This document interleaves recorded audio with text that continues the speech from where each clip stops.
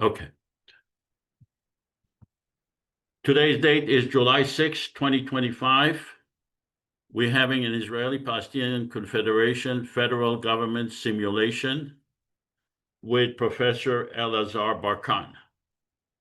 We are proposing a federal government for the people of Israel and Palestine, based on the Constitution, based on equality, separation between government and religion, a federal government that would be independent and separate from the Israeli and the Palestinian governments. We have a constitution that is available for everyone to read at ipconfederation.org. The constitution is available in 3 languages: Arabic, Hebrew, and English. The constitution spells out how the federal government will be created, what are the 3 branches of the federal government: a legislative branch with 300 parliament members, an executive branch with president and vice president, 1 Palestinian, 1 Israeli, rotating after 2 years, both of them elected for 4 years, and a judicial branch, Palestinians and Israelis together. You could email me to josephavassar@gmail.com. Today's guest is Professor Elazar Barkan. Elazar Barkan is a professor of international and public affairs at Columbia University, where he also serves as director of both the Human Rights and Humanitarian Policy concentration at the School of International and Public Affairs, SIPA, and the Institute for the Study of Human Rights, ISHR. He is the founding director of the Institute for Historical Justice and Reconciliation, IHJR, in The Hague, where he has played a key role in fostering dialogue in conflict zones, including the Israeli-Palestinian context. A historian specializing in the intersection of human rights and historical memory, Professor Barkan's work highlights the vital role of historical narratives in conflict resolution. In the Israeli-Palestinian conflict, he has worked to bridge political divides by facilitating joint historical research and dialogue between scholars and communities from both sides. His approach emphasizes the creation of shared narrative that acknowledge competing histories as a pathway to reconciliation and mutual understanding. Barkan holds a PhD in comparative European history from Brandeis University and a bachelor's degree from Tel Aviv University. His broader research includes refugee repatriation, transitional justice, and the politics of historical commissions, issues deeply relevant to the Israeli-Palestinian conflict. His influential article, Historians and Historical Reconciliation, American Historical Review 2009, explore the potential of historical discourse to contribute to peace building in deeply divided societies. On July 17, we will have an in-person meeting at the Santa Monica Library with Saeed Aziz at 5:30 p.m. This is at the Annex Room on Pico Boulevard in Santa Monica. I hope to see you there if you live in this area. On July 20th, we will have a Palestinian, Nimat Shama. She's in the West Bank. She's with a based Palestinian voice for dialogue, justice, and hope. On August 17, we will have an open sessions. All participants will collaborate in drafting legislation for the IPC. And on August 31st, we will have Ronit Chitayat Kashi. She is an anti-Zionist Israeli of Iraqi descent. We are showing how a federal government could thread the needle. What does that mean? It means that it could pass legislation, even though it gives a veto power to the Israeli and the Palestinian governments if it violates their sovereignty. It could pass legislation that would thread the needle, meaning that neither the Israeli nor the Palestinian government will be able to oppose because they will lose legitimacy.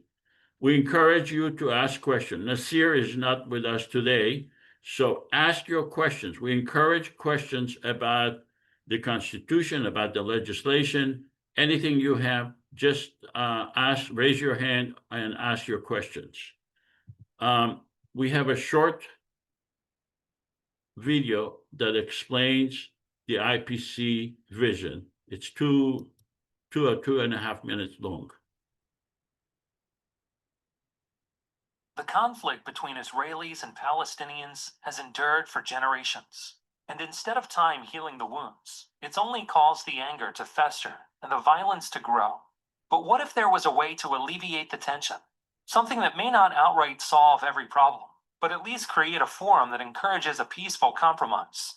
Welcome to the Israeli Palestinian Confederation, a common third government between the Israeli and Palestinian citizens, specifically designed to foster peace, tolerance, and economic prosperity between the two nations. Here's how it works. First off, both Israel and Palestine will keep their respective governments. Israel's Knesset and the Palestinian National Authority will remain unchanged. The Israeli Palestinian Confederation, IPC, will be a third entity acting as a unifying agent between the two. The IPC will comprise 300 parliament members elected from 300 districts in Israel, the West Bank, and Gaza. Above them will preside a president and vice president, one Israeli and one Palestinian. In order for the IPC to pass a law, it will require a 55% majority from its Israeli representatives, as well as a 55% majority from its Palestinian representatives, thereby preventing either side from monopolizing the legislature. Of course, the IPC won't undermine the political power of either the Israeli or the Palestinian government. At any time, Israel or Palestine may veto a law passed by the IPC. If neither side vetoes, the law is passed, and the two nations are another step closer to resolution. Please help us make this a reality. The Israeli Palestinian Confederation. We might speak different languages, but we all mean the same thing. So we are actually simulating what's in that movie. Let's conduct a survey, which we will compare to a survey at the end of the simulation. Do you support a common confederation government for the people of Israel and Palestine to make peace? Please vote right now. Do you support a federal government?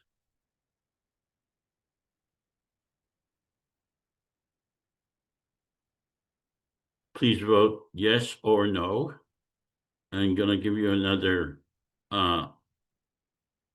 10 seconds to vote for as many people to vote. I realize that some of you are on the phone or using a tablet, cannot vote. Also, myself, I cannot vote, and Dan, my co-host, cannot vote either. All right, could you publish the vote, please? 24 out of 25 voted yes, and one, which is 96%, one person voted no, which is 4%. The reason we have such a high yes vote is because many of the people that are here have been here before, and they know what it means, what the federal government means, and that's why they support it. All right, let's go to confederation and federal government exist worldwide to address specific conflicts. Some governments refer to themselves as federal governments, while others use the term confederation. Definitions are not fixed and evolve with changing realities. In the context of Israel-Palestine, The IPC defines confederation and federation as a shared government for the people of Israel and Palestine, guided by democratic principles outlined in the IPC Constitution, which can be found at ipconfederation.org. So we define it, federation and confederation, in the same way based on the Constitution. This is a... Joseph, Yes. are you sharing your screen? Because it's just black. Oh my God.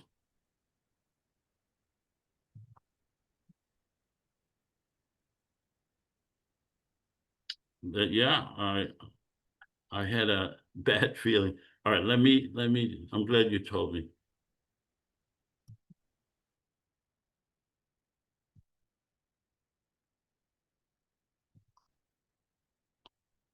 Do you see it now?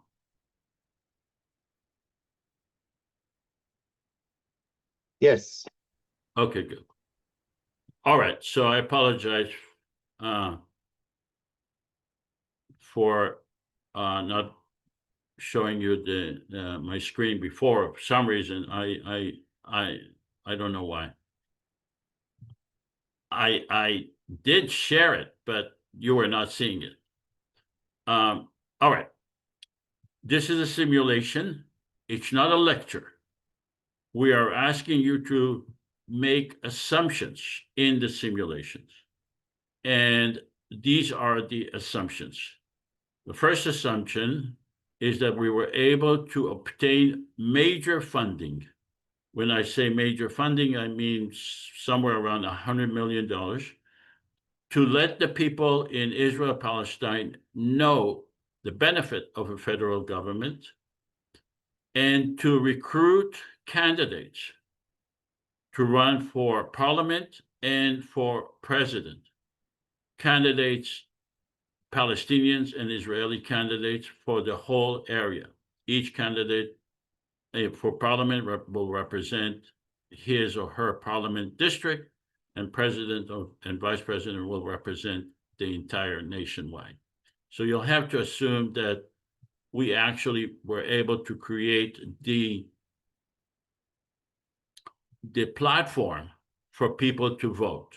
They will be able to use their phones. They will be able to use their computers, friends' phones, friends' computers, go to libraries, etc.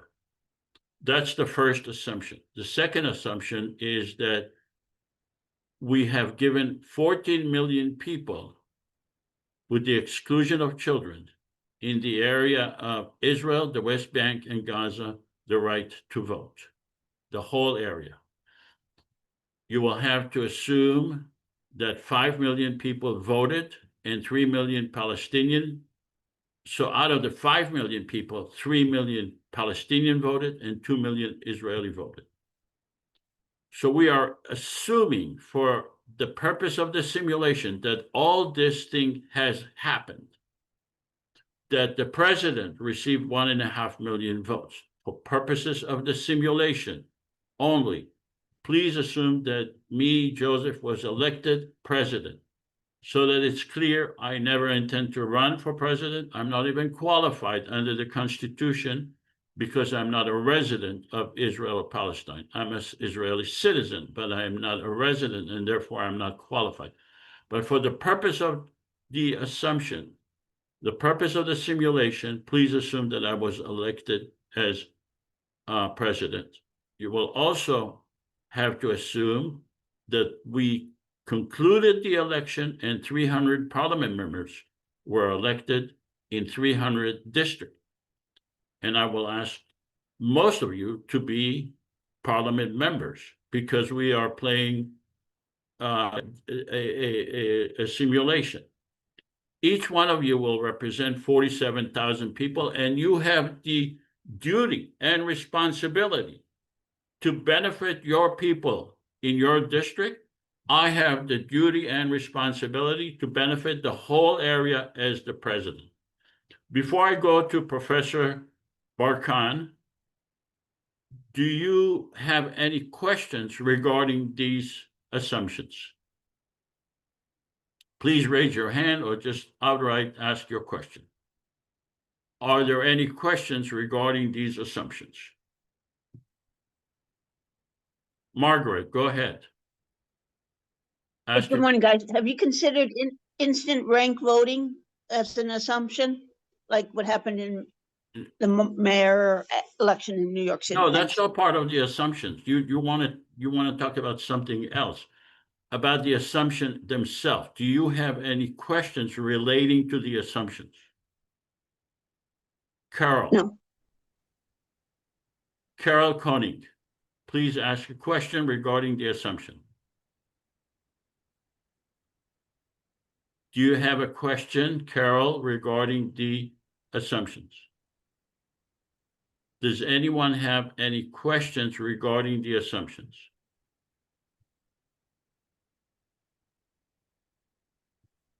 All right. Hearing no question, although I see Some Carol's... people, sorry, Carl has his hand up. Yeah, okay, maybe I pronounce Carol. Okay, go ahead. Please ask your question.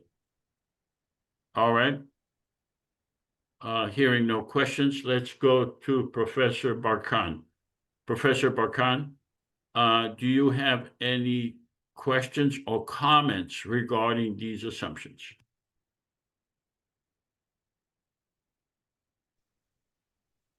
Good morning. I have two questions that I want to address. One, which is, what are the historical precedents for federation, especially federation between two enemies as a transition? And secondly, what can a group like this one can do to influence the promotion of federation, to make those assumptions more likable? Well, with regard to your first question, you probably know the answer better than me. I'm not a historian.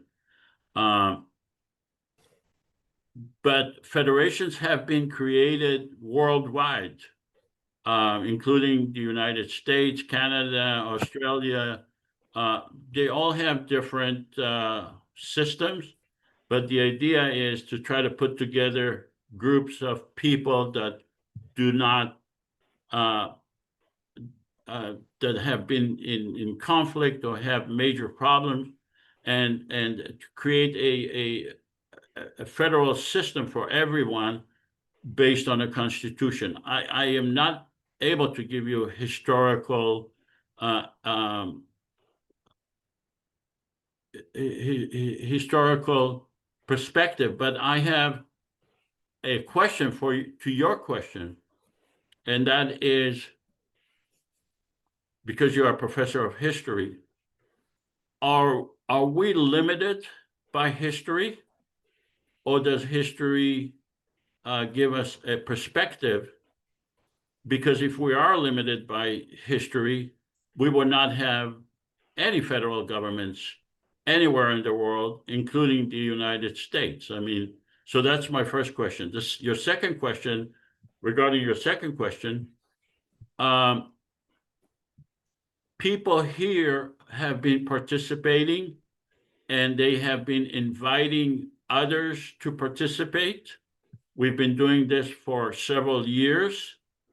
And the idea is that we are trying to create awareness, especially in the media. And if we are able to get major media coverage, then it would be easier to convert those assumptions into reality. So do you want me to respond? Please. So history obviously doesn't limit ourselves. It informs us in what has been feasible in the past and what is feasible or likely to happen in the future. When you talk about federal governments across the world, the best of my mind, these are federations that were achieved through victor's justice. Namely, he didn't bring two different entities together, but rather one group dominate the country. If you want to see, you mentioned Australia, Canada, that's obviously good examples. But if you want to see a place which has some analogy to Israel-Palestine, is Bosnia. In Bosnia, there was an international conference at Dayton that created Bosnia after the war in 1995. And since then, the country remains split. From international perspective, Bosnia includes the Federation and Republika Srpska, 11 area regions and 3 regions. And they have not been able to bridge the differences. If anything, the aggravation was worse. So what I'm asking myself and what I'm asking us is recognizing that we support the principle of confederation, which examples can we deal with? And I want to suggest that we need to have activities that would promote credulous behavior, and people will believe each other, and there will be examples that you describe for public media. There were examples of success among small groups between the two people. I would love to talk to you about the project that we had of historical justice and reconciliation and the great limitations of it.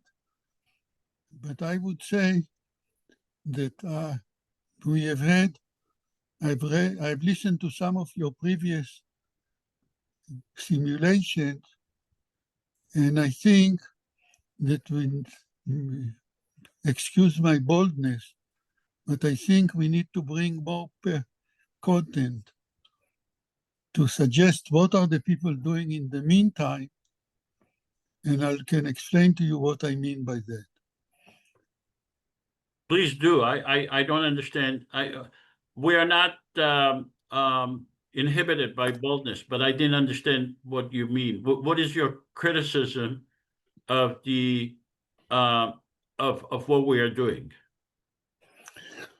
I think you are trying to reach an agreement of the formal component. Like, for instance, you have assumption that 3 million Palestinians and 2 million Israelis will participate in it. Those numbers don't come from any source that I know of. On the other hand, what we have, you have to establish trust between the two groups. It's not good enough to advertise it. There was a period in the 90s and in the aughts where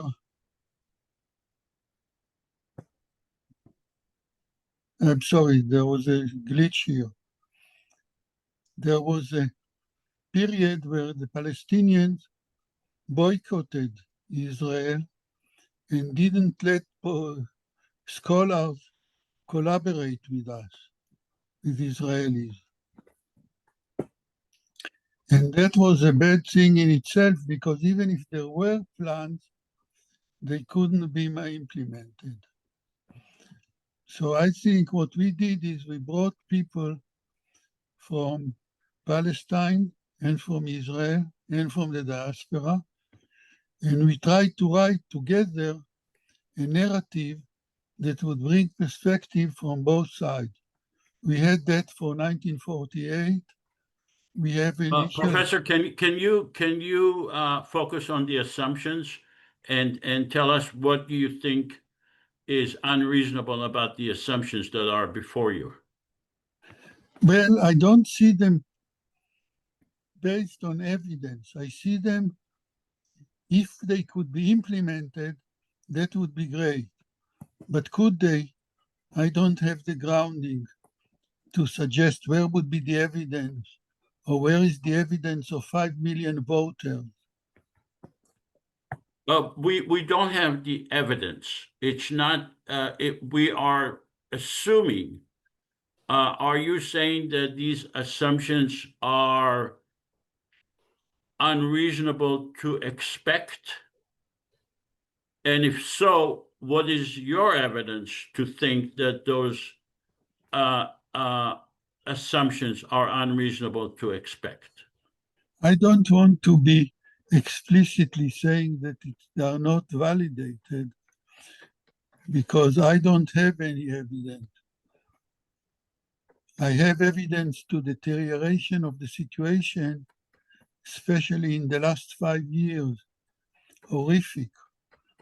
But I don't know, I don't have evidence that what you assume would not unfold given some situation.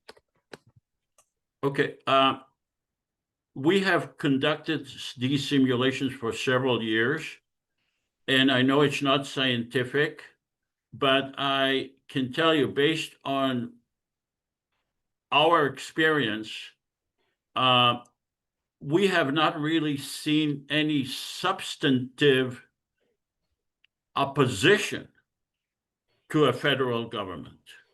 We have seen people being, perhaps like you, skeptical, but not substantive opposition to a federal government. So we have a situation here where we have an Israeli government that has created this problem, and unfortunately, everything that we see is based on the problem that was created by creating a Jewish state, and we are not able to have the vision to see another way to resolve the conflict.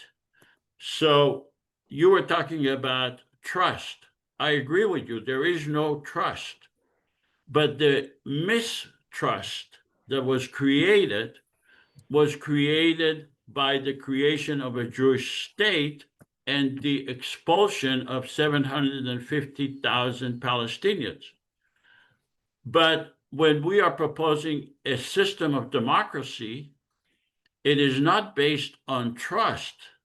It is based on transparency. So we are proposing a federal government not based on trust, but based on transparency. So whether our prediction or our assumptions are correct, or whether your skepticism is correct, we don't really know. But the proof is in the pudding. And we are saying, let's actually have the election, and let's actually have the votes and have the major funding to do so. But I'm asking you, are you willing to go along with the assumption as if these assumptions have become a reality? I think that the group has been working for several years, and I don't know, I haven't seen from you the descriptions of evolution, of improved, whether there is substantive support for it, or how it would be implemented. Where would the people come from? So I think that what needs to be done is for you to organize the group to validate further the Constitution, the soundness of the Constitution. And as long as we don't have that, I see in the questions, Carol Dalton asks us, how did you come up with your assumptions about how many people would vote and for which office? I think. So, but nevertheless, are you willing to go along in this simulation, accepting those assumptions as a reality for the purpose of the simulation? I think that I want to look, even in the simulation, at evidence that can be brought up for simulation purposes. So you are not willing to accept those assumptions? I want to see how we validate those assumptions. I'm willing to accept We it. cannot, this is a 2-hour Zoom meeting. We cannot validate. We are assuming, we are saying, if we are able to achieve what's on the board right now, this is how we are conducting the simulation.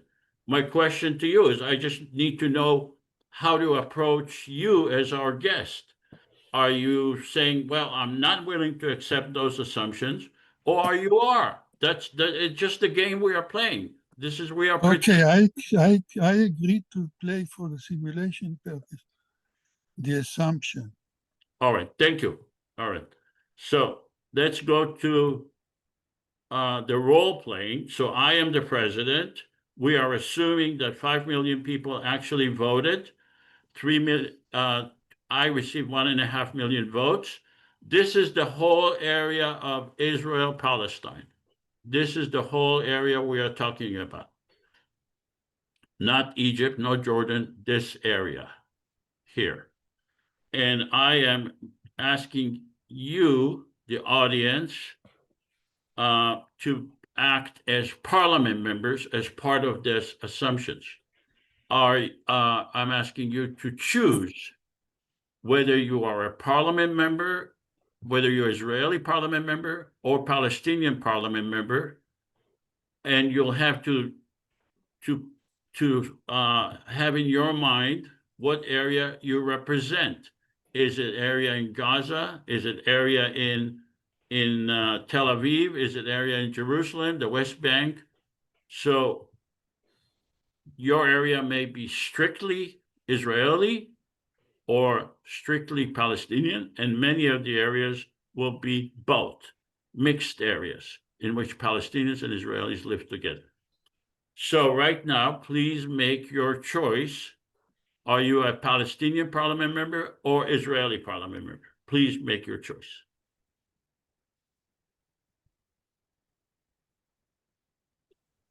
There's somebody trying to get into the call, if you can let them in.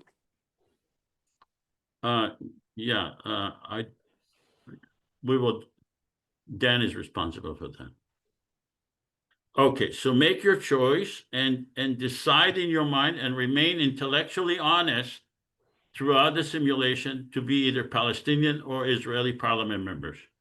Okay, it's giving you 5 more seconds to make your choice. We have, and publish the vote, please.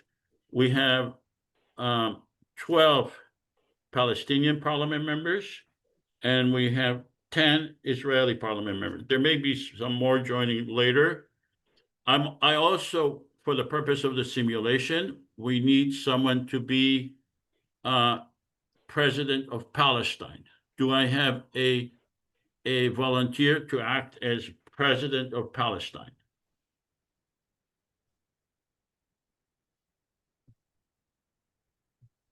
And I also need someone to act as the Prime Minister of Israel. Do I have a president of Palestine?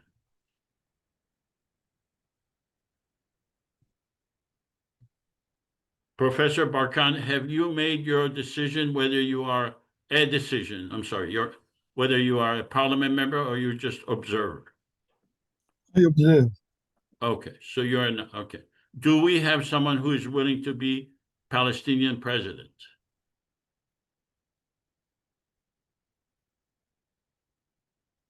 I need a Palestinian president and an Israeli prime minister. Is Zohar here?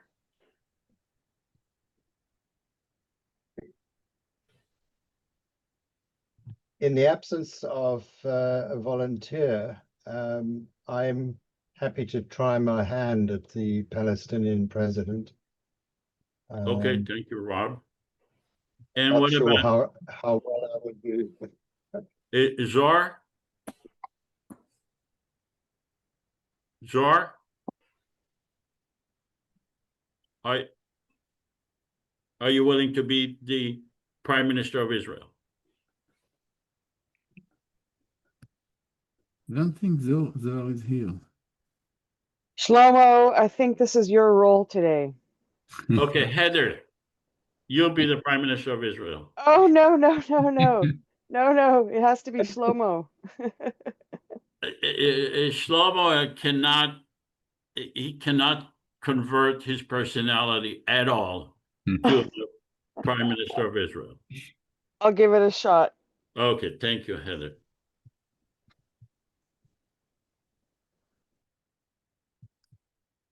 All right. So now we have a parliament, we have a president, and we have a full government. All right. Do I have a volunteer to read the Constitution? I'll do it. Heather, you willing to read the Constitution? Okay. Let me see here. All right. The Constitution of the IPC.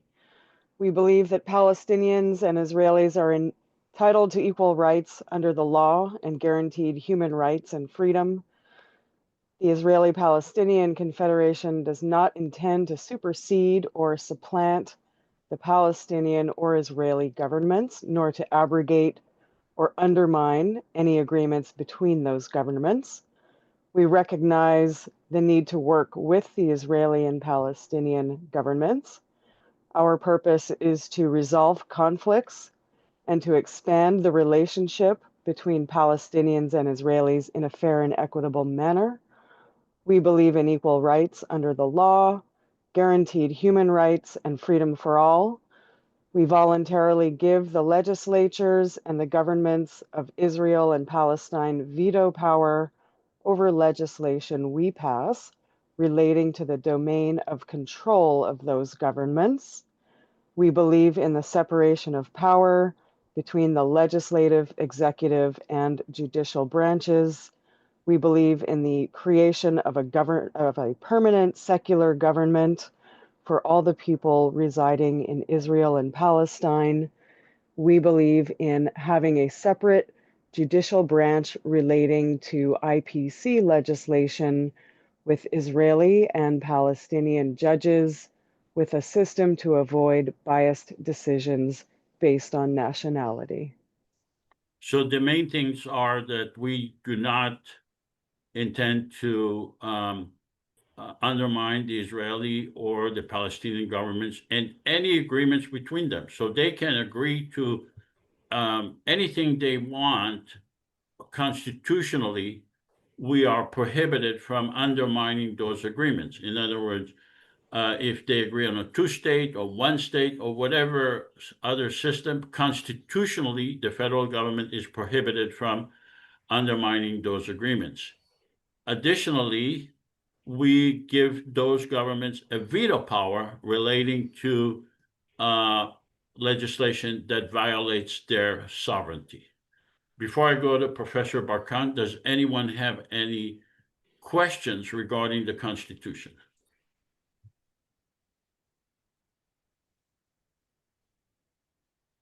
All right, I hear no questions. Professor Barkan, what are your thoughts regarding the Constitution? Oh, sorry, I'm a little late to unmute. I do have a question on the Constitution. Yes, hi. Really two. Looking at it from the standpoint of, for example, how the U.S. court system is organized, are these courts a separate jurisdiction from the courts within Israel and within Palestine? That's one. And the other one, when you say creation of a permanent secular government for all the people residing, how is that not in conflict with does not intend to supersede or supplant? Those are my two questions. Okay, regarding your first question on jurisdiction, the federal government judicial system has jurisdiction only with regard to laws and the Constitution that were passed by the federal government. It does not have separate, it does not have an overlapping jurisdiction over Israeli laws or Israeli people or Palestinian people, unless it is limited by the laws passed by the federal government. Regarding your second question, I did not understand it. Could you please explain that again? Sure. So you say here, I'm sorry, my screen is a little small. So you have one thing where does not intend to supersede or supplant the Palestinian or Israeli governments. Correct. Okay. And then uh, later on, we believe in the creation of a permanent secular government for Correct. all the people residing in Israel and Palestine. Correct. How do those two parts work together? They are independent of each other. We do not intend to supersede or undermine the Israeli or the Palestinian government. That's one thing. And we believe in this, we believe in the creation of a permanent secular government for all the people residing in Israel and Palestine. So we are saying the Israeli government will remain, the Palestinian government will remain, if they so choose. But there will be a federal government for the entire area, just like you have the government of California, the government of Nevada, and 50 other governments, and a federal government. Okay, so to understand that, then the federal government is a secular government. Correct. The federal government is a secular government. It is prohibited from constitutionally from passing laws that incorporate religion into the legislation. Thank you for the clarification. I think I will look at this, and there might be a way of slightly rewording that would clarify that. Let me think about it. There is a way, and it's in the actual Constitution. This is kind of like a short version of the Constitution. The whole Constitution and the way it is written is slightly different in the actual Constitution, and that's on ipconfederation.org. This is just an abridged version of the long Constitution. Thank you. I will definitely look at that. Thank you, Carol. Any other questions or comments on the Constitution? Let's go to Professor Barkan. Professor, do you have any questions or comments regarding the Constitution before we ratify the Constitution? I think the Constitution has to address the fact that the two peoples don't see the situation similarly, and even the plurality within each group doesn't see it as unified. So the question is, how does the Constitution account for the plurality among the members of Parliament, even if we assume that we have agreed to the election? And how do they try to resolve the conflict between the various ways in which they see themselves?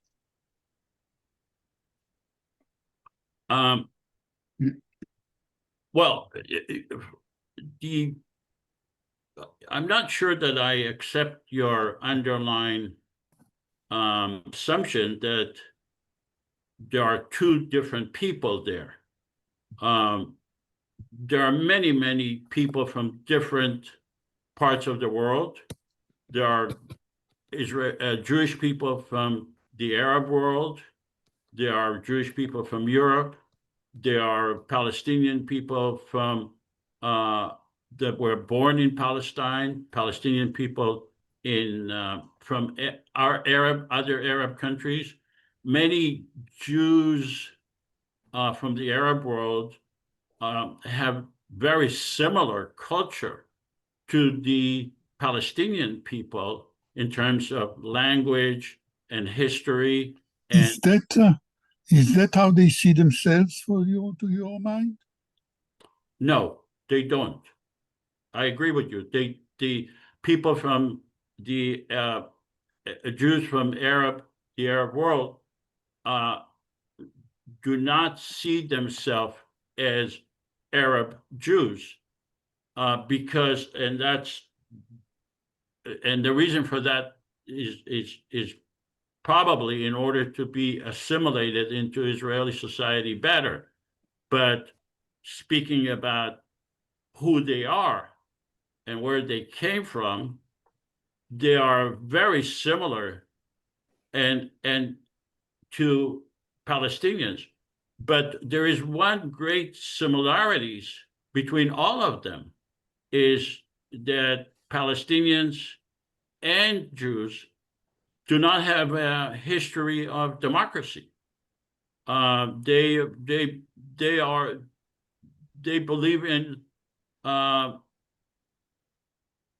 religion, many of them. So the similarities is that they don't have a historical belief or experience with democracy at all. The Jews have been around for 2,500 years, maybe with the exception of the last 77 years, they never had a democracy. And the same with the Palestinians Islam has been around for over 1,000 years, and it's not a democratic society. So there is a very similar background of religion and not including democracies in both societies. For the sake of simulation, I will just make one comment, but I think we should move on. And that is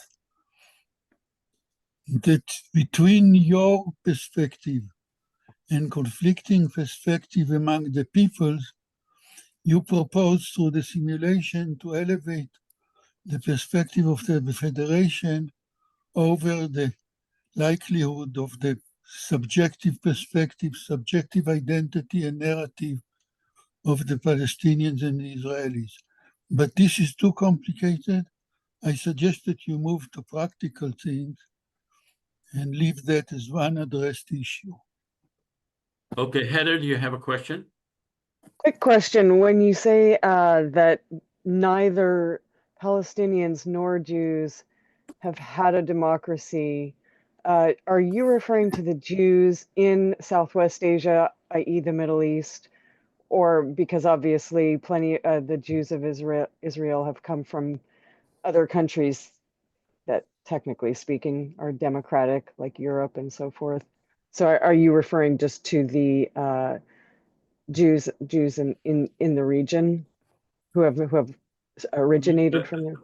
Most Jews that came from the Arab world and Europe did not participate, maybe in Germany, maybe in France, but they are a tiny minority. Most Jews that emigrated and Palestinians that emigrated to Palestine have not come from democratic background, but they all accepted democracy whenever democracy has been given to them as an option, both in Israel and in Palestine.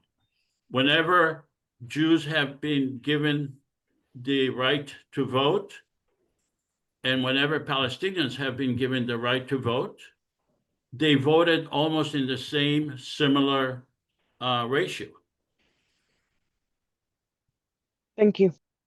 All right. Okay, let's ratify the Constitution. in order to remain a parliament member, you must ratify the Constitution. Otherwise, you will be expelled from the parliament. Palestinian parliament members, please vote to ratify the Constitution.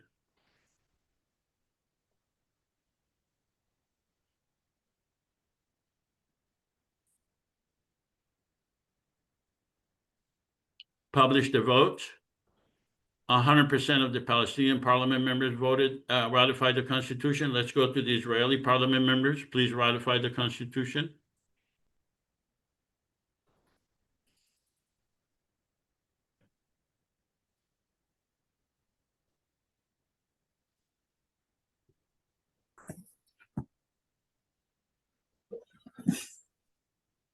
Okay, publish the vote.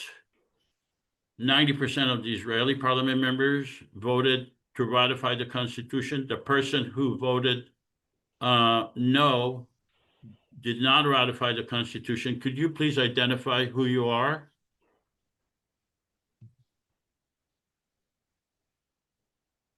Okay, that person is expelled from the parliament, and therefore the person who is elected in his or her district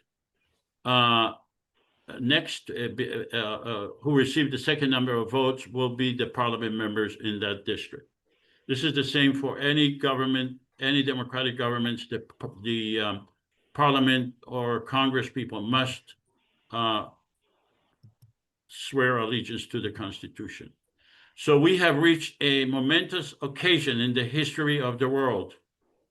We have a constitution, we have an election, we have president and parliament. This has never been done in the history of humanity. And it undermines the existing government's use of fear and hate to justify their actions. It removes the collective stigma against Israelis and Palestinians that we are unable to live in a democracy and make peace with each other. It provides huge political capital to the president and to the parliament, and it compels the government and organization to contribute. It gives the Israeli and the Palestinian new self-image, because we are no longer being seen as people that are warmongers, that are not able to live in peace and have the same democratic values. And it proves that Israelis and Palestinians are not a monolithic society, because some Palestinians voted, some Israelis voted in favor, not everyone voted. All right. Our first order of is granting a veto power to the separate government. The Confederation is the government of the entire population of Israel and Palestine from the river to the sea. We recognize the Palestinian and Israeli governments and are seeking their cooperation to implement our vision for peace by giving them a veto. We will do our utmost to satisfy the essential needs of each government. We are pleading with the Palestinian and Israeli public to understand that while we would like to pass the best legislation possible to improve their lives, under these constraints, a perfect legislation is not possible. We hereby bestow, this is legislation, we hereby bestow a veto power relating to legislation affecting sovereignty to the following: the government of Israel on issues in which it is indispensable, the Palestinian governments on issues in which it is indispensable. In the event of changes in the entirety of the Israeli or Palestinian governments, this legislation may be amended or repealed subject to the IPC Constitution. The Parliament will decide on indispensability. Vetoes may be bestowed individually or collectively. So we give a veto power to the Israeli and the Palestinian governments on issues that they are indispensable, such as the use of land, police force, removal of the wall. However, if they are dispensable, then such as the IPC budget and the Constitution, our Constitution or appointing judges or ministers, they are dispensable. They do not have a veto power. The reason we give them a veto power is because it gives both the government of Israel and Palestine and the people of Israel and Palestine a safety net that their governments still remain and still protects them if they feel that they need the protection of their governments. It increases the likelihood that Israelis and Palestinians will participate, and it decreases the Israeli and Palestinian government's opposition and removes any claims that the IPC is a subversive organization or intends to subvert the Israeli or the Palestinian government, and it gives legal protection to the candidates and compels us, the federal government, to thread the needle, meaning to pass legislation that will be acceptable to both sides, and it creates a platform for negotiations with a deadline. Does anyone have any questions relating to the legislation we are about to pass? Before I go to Professor Barkan, does anyone have any questions regarding this legislation? All right. Before we go to Professor Barkan, let's vote, and then we'll go to Professor Barkan. Palestinian parliament members, please vote on this legislation.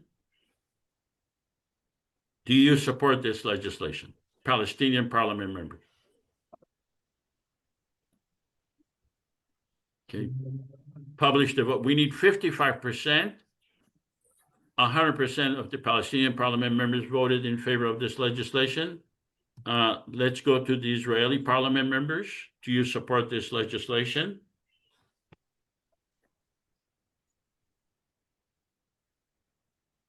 Okay.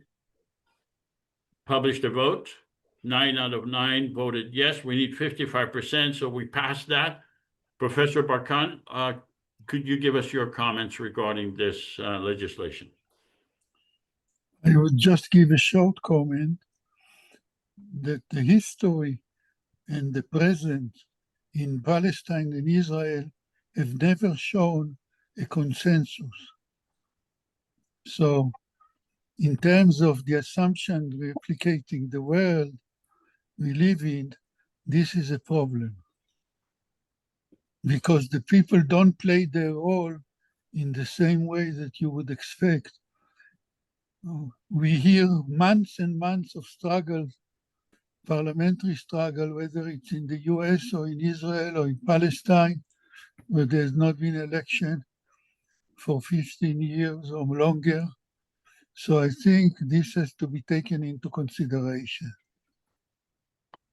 The history in Israel-Palestine does not have a consensus, but that's in the context of a Jewish government without a constitution and that is opposed to the Palestinian, and a Palestinian government that is opposed to the Israelis.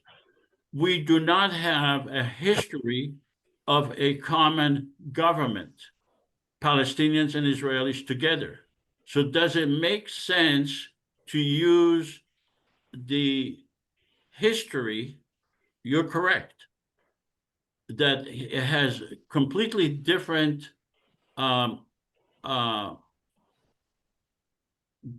different historical context to apply that to this formula with a common federal government with a common constitution.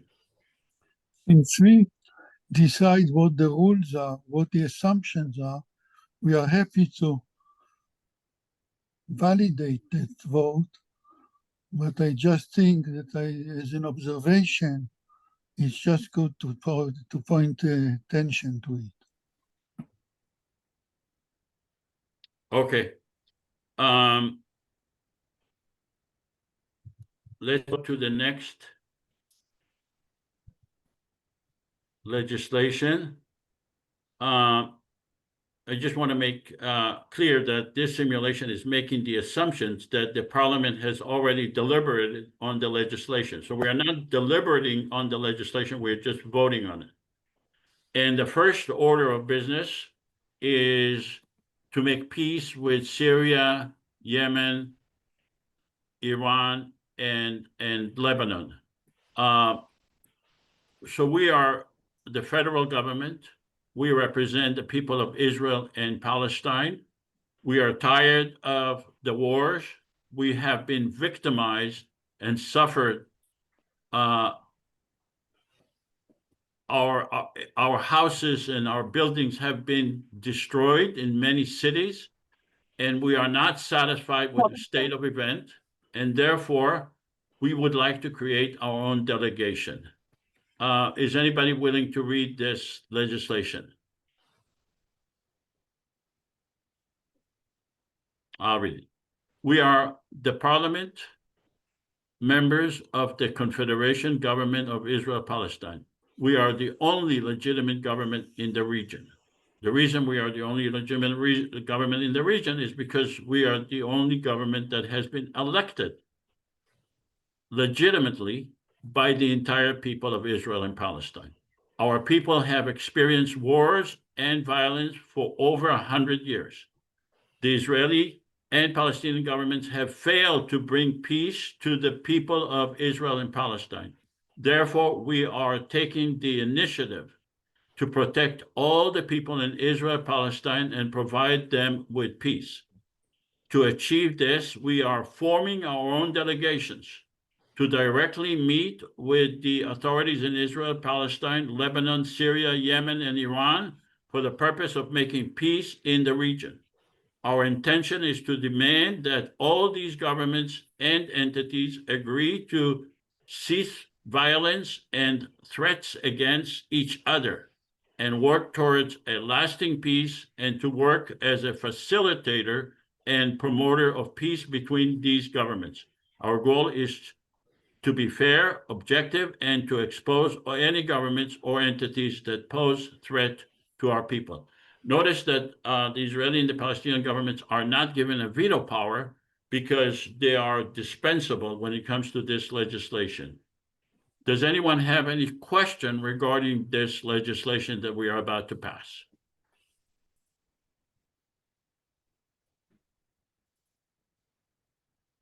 Does anyone need more understanding of what it means? What is this?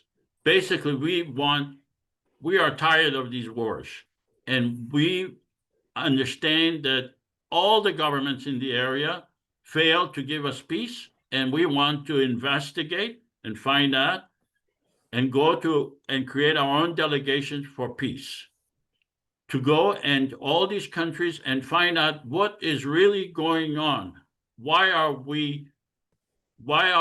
is the situation escalating into such violence, including missiles that are falling in cities all over Israel, Palestine, and in the Middle East? All right, I hear no questions. Let's vote on this, and we'll go to Professor Barkan. Palestinian parliament members, please vote on this legislation. I'm sorry, then we'll go to the Israeli and the Palestinian governments to see if they will cooperate with us. Palestinian parliament members, please vote on this. We need more votes. Palestinian parliament members, please vote on this legislation. Okay, 5 more seconds for Palestinian parliament members to vote. Publish the vote. 7 out of 7 Palestinian parliament members voted yes, so that's more than 55%. Let's go to the Israeli parliament members. Please vote. Israeli parliament members. Then I don't see the vote, so, but maybe I clicked the wrong button here. Okay. Publish the votes. 100% of the Israeli parliament members voted in favor of this legislation. Let me go to the Prime Minister of Israel. Mrs. Prime Minister, are you going to cooperate with our government to give us information and regarding your failure to make peace with these countries? Mr. Avasar, today is your lucky day because under normal circumstances, I wouldn't answer your phone call. However, as Heather, I'm operating under the assumption today that Iran's response of defense of the United States and Israel attacks have grown, and that the power shift has changed in the region. So that's what I'm operating on the assumption of today. Therefore, you'll see me as president behaving correspondingly. So as president of, sorry, excuse me, as prime minister of Israel, I will have to cooperate with you, which is a new turn of events. We might have to be a little shifty. This is new territory for us, but what is it that you're asking from Israel? We would like to know what is your evidence to suggest that Iran was about to build nuclear weapon and your attack on Iran was necessitated. Would you be willing to give us that evidence? Well, we might have to build a little bit more of a relationship before we get into that area because, and I'm speaking candidly, our government is trying to preserve itself, and as a state, we're trying to preserve ourselves. We're under heavy fire from the UN and from legal actions, and so let's just talk about cooperation for now. And I don't want to give up our dirty little secrets, lest we fall to the wayside and all of our dirty people go to jail. Mrs. Prime Minister, we are the people in Israel, Palestine. Many of our people are Israeli people who have served in the Israeli military, who have been elected. You have not been able to give us peace, and we want to go to all these countries and ask them the same difficult questions. And your answer is very evasive. And we are going to make note of that and let the people of the world know that you are not willing to show the evidence. You started a war without evidence. Duly noted, Mr. Avasar. We'll cook something up for you. How about that? We'll cook something up for you to make you happy. All right. But we think that given our hold on the region, that you should be welcoming us with open arms, that we're even willing to talk, and we'd be interested to know what else in terms of making peace. I know that we have a lot to iron out in terms of logistics, so we are interested in starting there. Okay, I'm noting your continued evasive response. It's actually the other way around. You should be welcoming, you should be happy that we are willing to speak with you, because we are the only legitimate government in Israel, Palestine. We are the only legitimate government that has been elected in the whole area. You control millions of people without ever giving them the right to vote. We have been giving legitimacy by these people in Palestine and Israel. So I got the sense from you that you think that we are some sort of a second-class government. We are not. We are the only legitimate government in Israel, Palestine. All right, but let's go to Professor Barkan. That's a great point, Mr. Avasar. We'll have to change our attitude a little bit over here on the Israel side of things. All right, thank you. Professor Barkan, what are your thoughts about this legislation? The legislation is missing the voices of the members of parliament. I would be interested to hear how people explain their vote and why they voted one way or the other. That's point number one. Point number two, you emphasize about that the numbers are legitimate because it's above the threshold, but there is no advertised quorum. How many people have to vote for each side for the quorum to take place? There is no each side. We are one government for the whole area. We are the federal government. We do not have a Palestinian side or Israeli side. The only difference is that we require 55% of the Palestinian parliament members and 55% of the Israeli parliament members. But we are. But that doesn't say anything about the quorum in general. Whether the percentages are good or high, could be with 2 or 3 votes. So you need, and secondly, you clearly have members of parliament that are Palestinians and Israelis separate. You even conduct a vote among them separately. So I think we need to know more about what goes on behind the scenes. Why would they feel that that's the right time to take this kind of legislation? We don't have anything behind the scene. Everything we do is transparent. The election results are transparent.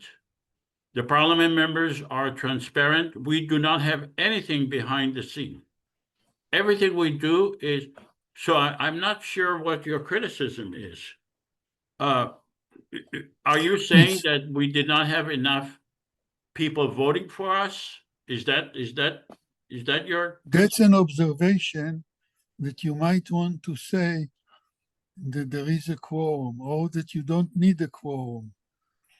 That's the first thing. The second thing is not 55%, according to the criticizing. Constitution, we need 55% of the Palestinian parliament members and 55% of the Israeli parliament members. That's it.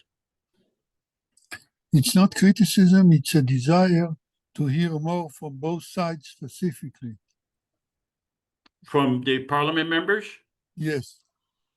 Well, yeah, that makes total sense. But you're not satisfied with what the president is saying.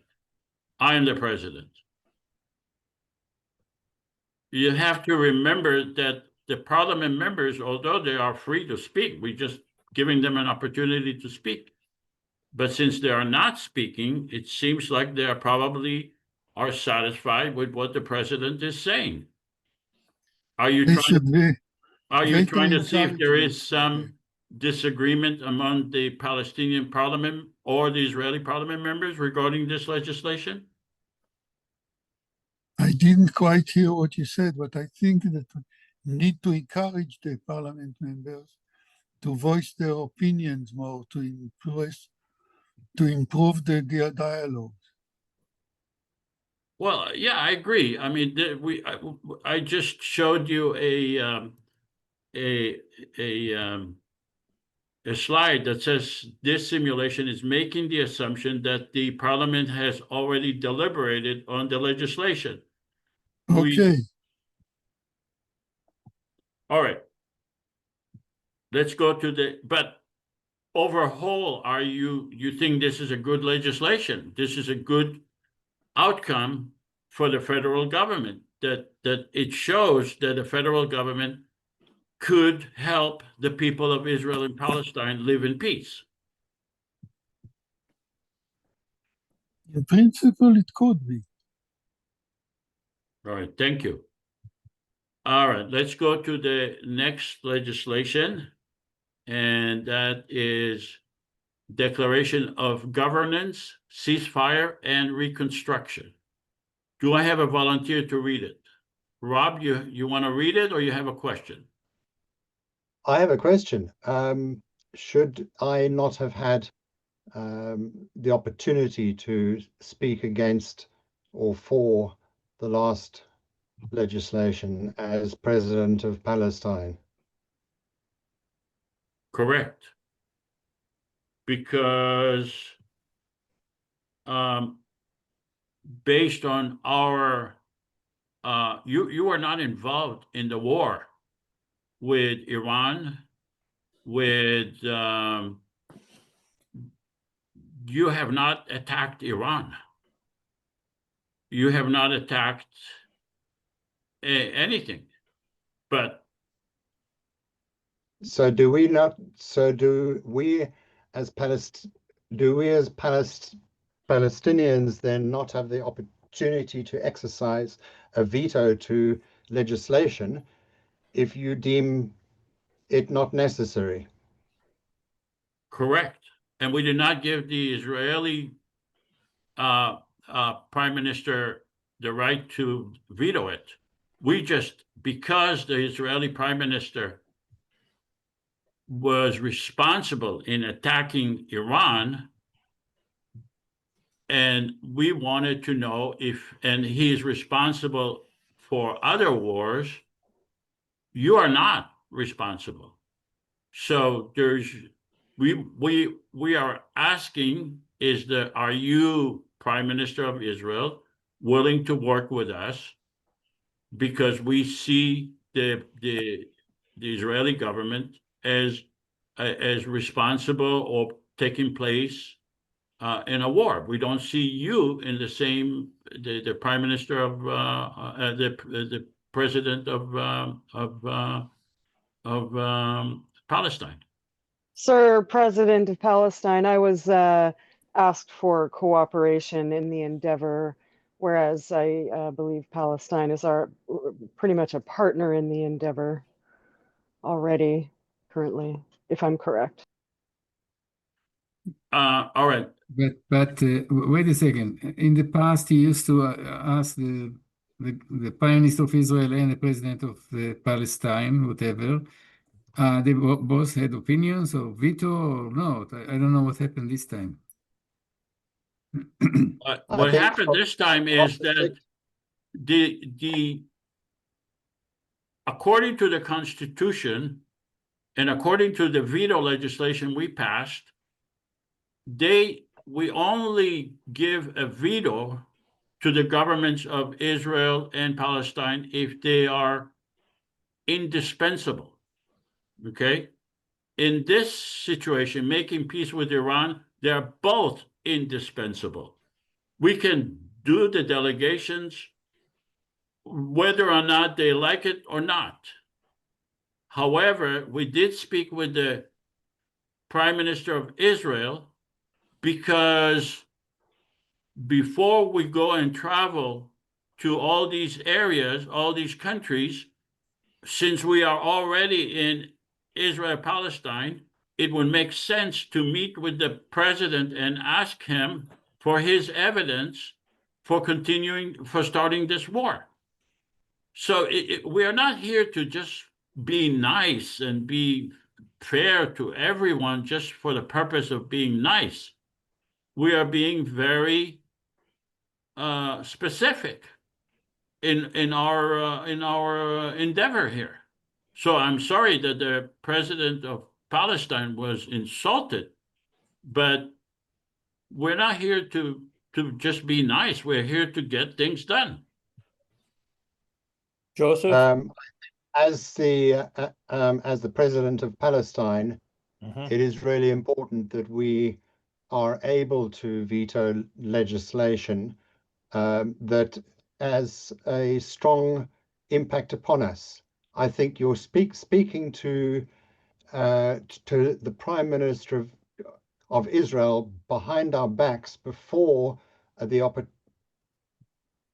opportunity for veto, I think smacks of not really recognizing that we have a voice. And I think that before you approach Israel and talk to them and get their views on matters. You should have given us the opportunity to exercise a veto right. I do have concerns about this. We have had a history of third parties making peace on our behalf and it not being a just peace. I recognize that in this particular case, the third party is made up of both Israelis and Palestinians, but it is still a third party in terms of the government of Palestine. And this is a prime example where we need to be a full partner and in control of our own destiny and not have others speak on our behalf. Mr. President, we are an independent, separate government. We are not the government of Palestine or Israel. And we do what we think is the best for the people of Israel and Palestine. And on matters that we do not see that you have, on matters that you are indispensable, on matters that the Israeli government is indispensable, we're just not going to play the game that that we need to give you or the Israeli government a say in an area that we think that both your government and the Israeli government are the problem. We would like to be in competition, and we are in competition with the Israeli government and the Palestinian government. Our goal is to give peace despite your government and the Israeli government. So I wouldn't want to be dictated as the president of the whole area by governments that are the problems. Joseph, In since this you sense, I think for the since you sake asked, of moving ahead, I'm happy to leave this for now. I think I've voiced our view, and I understand the perspective that you come from. I think in terms of trying to, of course, we want peace. We feel very much that the peace has been destroyed not because of us of ourselves. But I think let's proceed without any further ado. Thank you. Walter, do you have a question? my point would be that since you talked to the Prime Minister about this legislation, that you should have gone ahead and talked to the President as well, and leave out the veto issue. Probably from a diplomatic point of view, you're making sense. But one of the things that I'm trying to demonstrate here is how the federal government will actually, how it would function. So if we have a federal government in real life, and I am the president, which I told you I'm not intending to be, then yeah, you'd want to be diplomatic and you want to have some appearance of respect. Yes, but I am trying to demonstrate in this simulation that the federal government will be independent of the Israeli and the Palestinian government, and it will have its own vision. And the vision is different than what it was up to now. That's what I'm trying to show in this simulation. Josh? Yes, I live in New York City. I've been trying to open a soup kitchen, staffed with Jewish and Palestinian volunteers for a while. I think that's something that this organization would be interested in. Josh, do you have a question regarding the simulation? Well, I think it's related to that. And I was wondering if anyone here would be interested in that. Is there a time at the end to talk about that? All right, thank you, Josh. Let's go to the next Josh, to your question, yes, after the presentation, we all talk, so that will be a good All time. right. What Let's- time would that be? When we are done with Josh, the I'm not sure if you're sincere or not, but let's assume that you are sincere. This is really not the time to talk about your soup kitchen. I know. But what time would be a good time to talk about that? after You'll have to set up your own time to talk about, and please do not take of our time, okay? Declaration of governance, ceasefire, and reconstruction. Do we have a person willing to read this legislation? I can read it. Please, Walter. If I can close, there's part of mine that isn't showing. So go ahead. I can't read the whole thing. Okay, the heading is Declaration of Governance, Ceasefire, and Reconstruction. The destinies of Israel, of the Israeli and Palestinian people are inseparably linked, and only a unified government can restore peace and stability. The IPC declares an immediate and unconditional ceasefire and demands the immediate release and return of all political prisoners in both Israel and Palestine, on the understanding that persons responsible for war crimes on both sides shall be held accountable. Walter, anytime you want to take over, let me know. Okay. Number 3, the IPC launches a national reconstruction campaign to rebuild thousands of homes, roads, hospitals, civic institutions, and critical infrastructure, enabling the prompt return of displaced populations to their communities. Number 4, the IPC proclaims the restoration of law, order, and civil society as a national priority, recognizing that peace is not possible without justice and social stability. Number 5, the IPC shall retain authority over the Gaza Strip until a new and freely and fairly elected Palestinian government assumes power in Gaza in accordance with democratic principles. Number 6, all legislative, executive, and judicial decisions related to Gaza shall be enacted by the full IPC government under the IPC Constitution. Number 7, the IPC calls upon the international community, including the governments of Israel and Palestine, to provide a $50 billion grant to fund this urgent reconstruction and reconciliation effort. The governments of Israel and Palestine are given a veto power over this legislation. So this legislation basically shows the enormous potential power that the federal government could have, independent of the Israeli and the Palestinian government, because it would have legitimacy in Israel and Palestine and worldwide, and it will be able to obtain, or hopefully obtain, funding from countries and institutions all over the world to rebuild Gaza and southern Israel. The Israeli government or the Palestinian governments do not have that legitimacy, do not have that power. But the federal government that we have just elected will have an enormous power.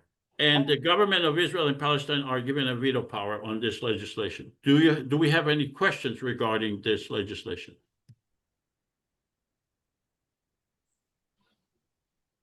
All right.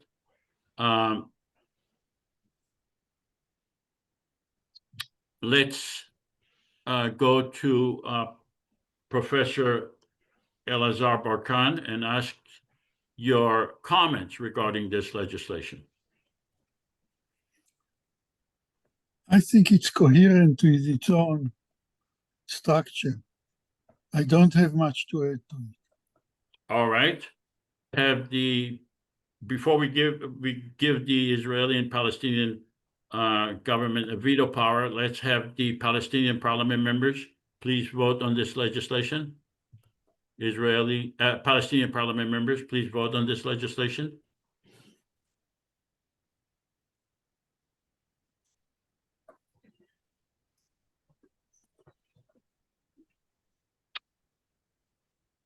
Uh, 5 more seconds to vote. We need 55% of the Palestinian parliament members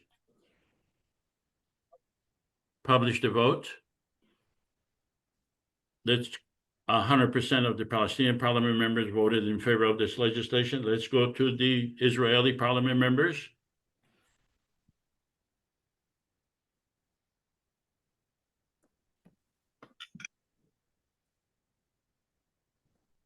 Israeli parliament members publish the vote. We also have 100% of the Palestinian parliament members voting in favor of this legislation. Let's go to the president of Palestine. President of Palestine, are you going to veto this legislation?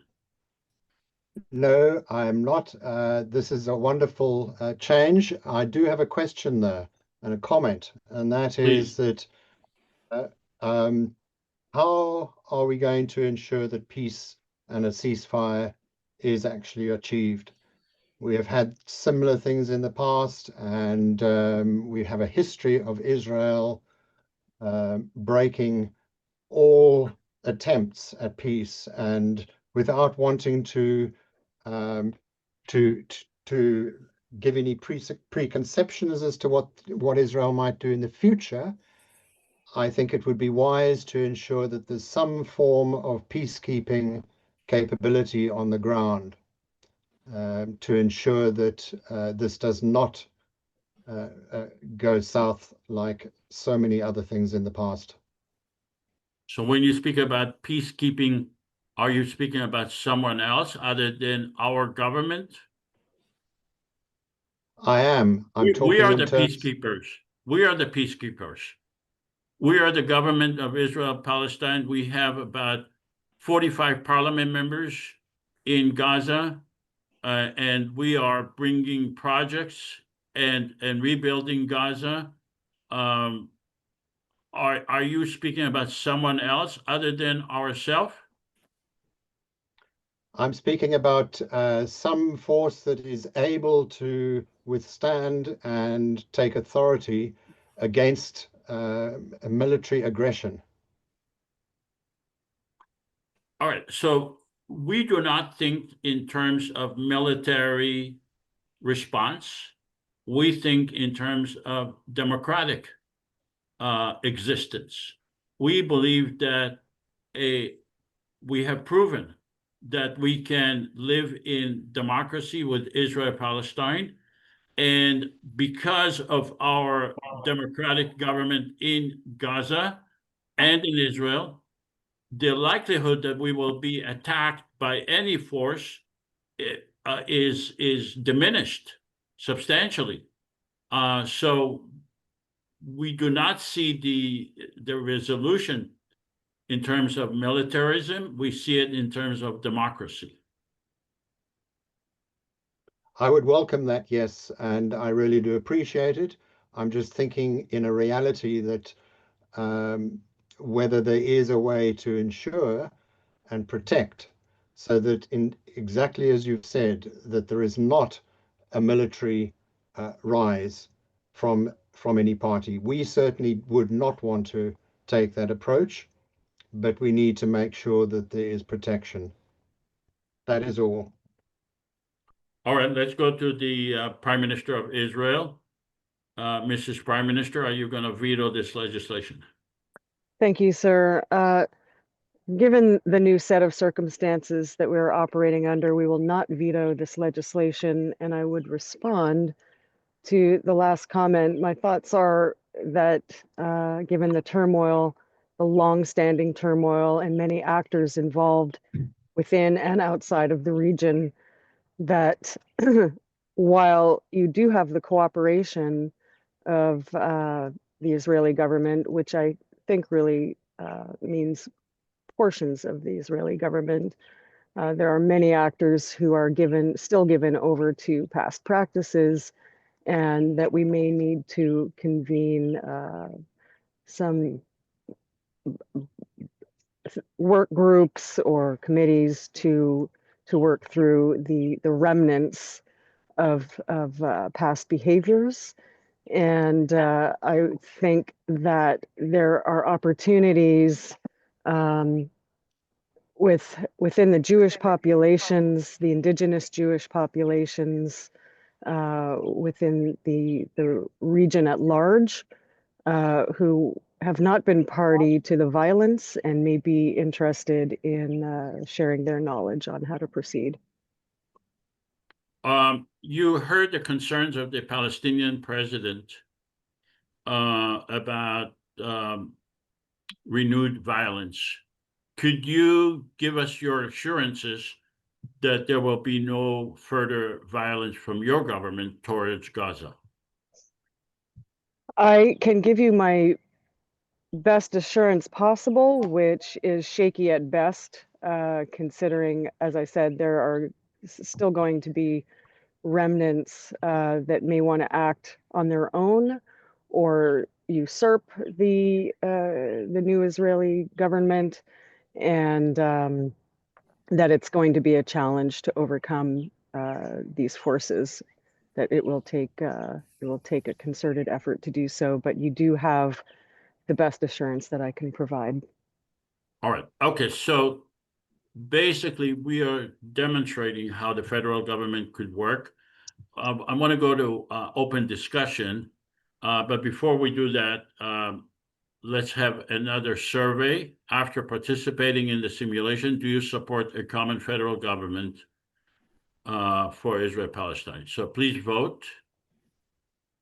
Do you support a common federal government? Professor Barkan, you can also vote.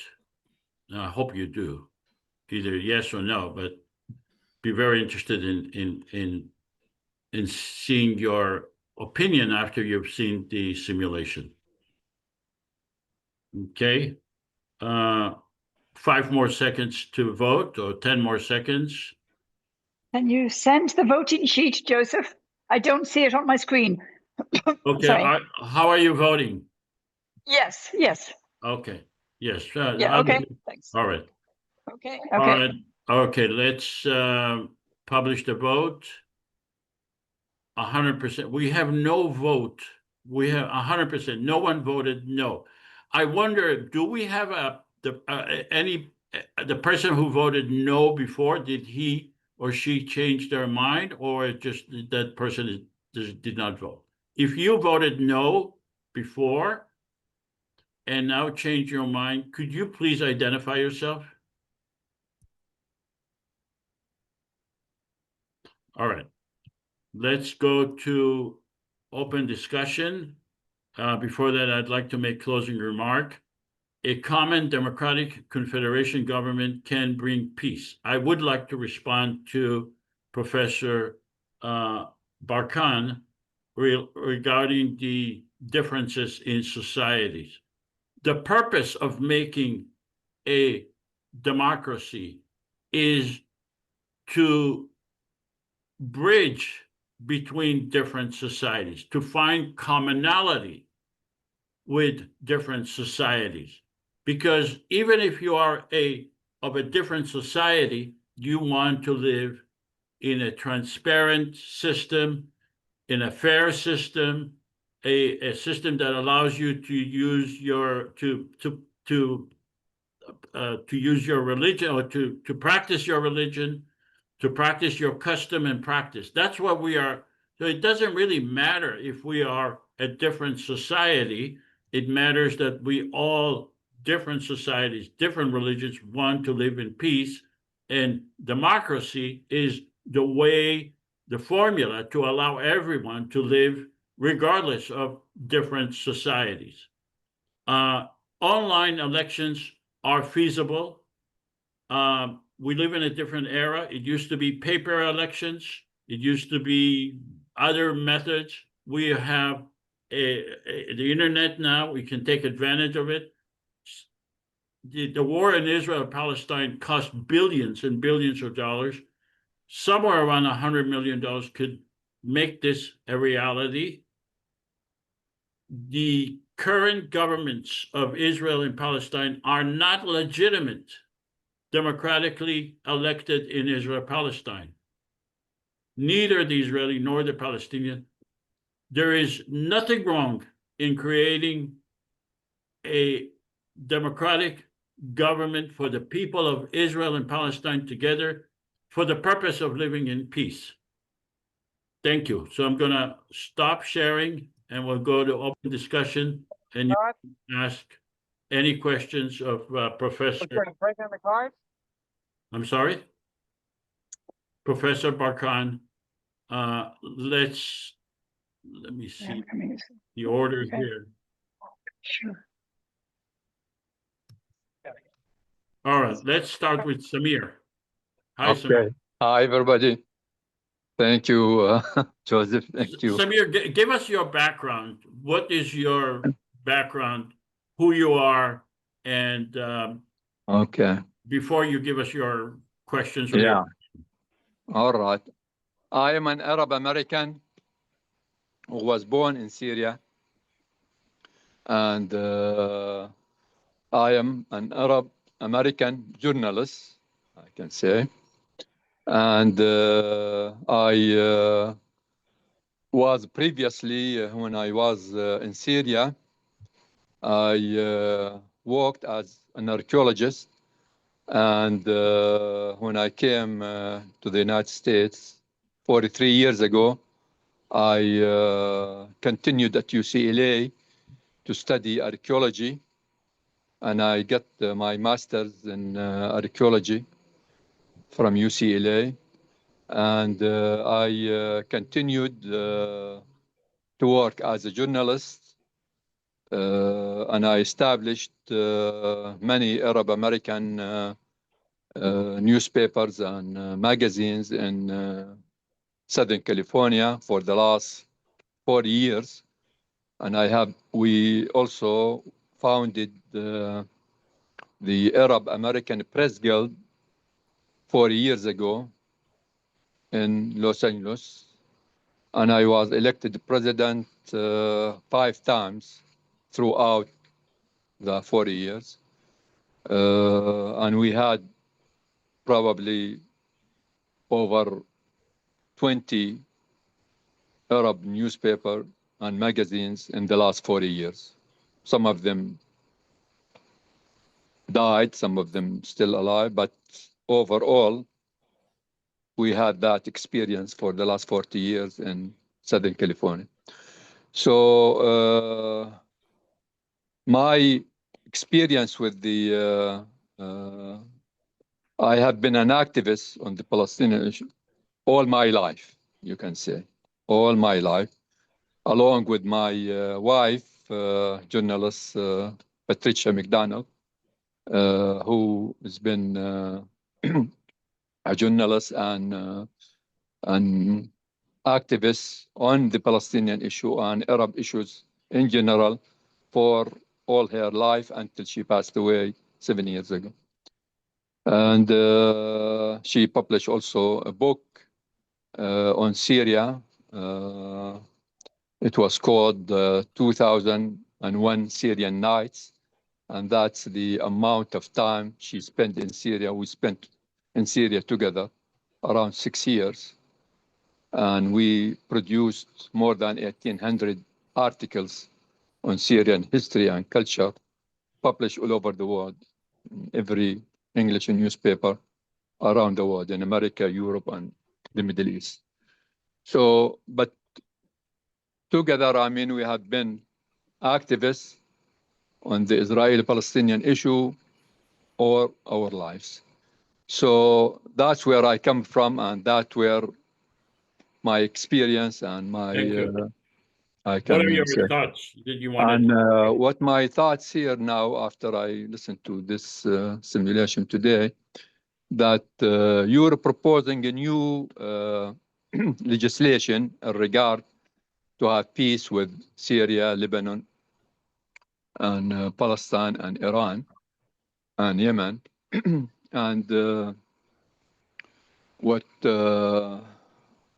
I can comment on that for the last 58 years, the Israeli government refused to have a comprehensive peace, starting from 1967, where the UN Security Council resolutions 242 and 338.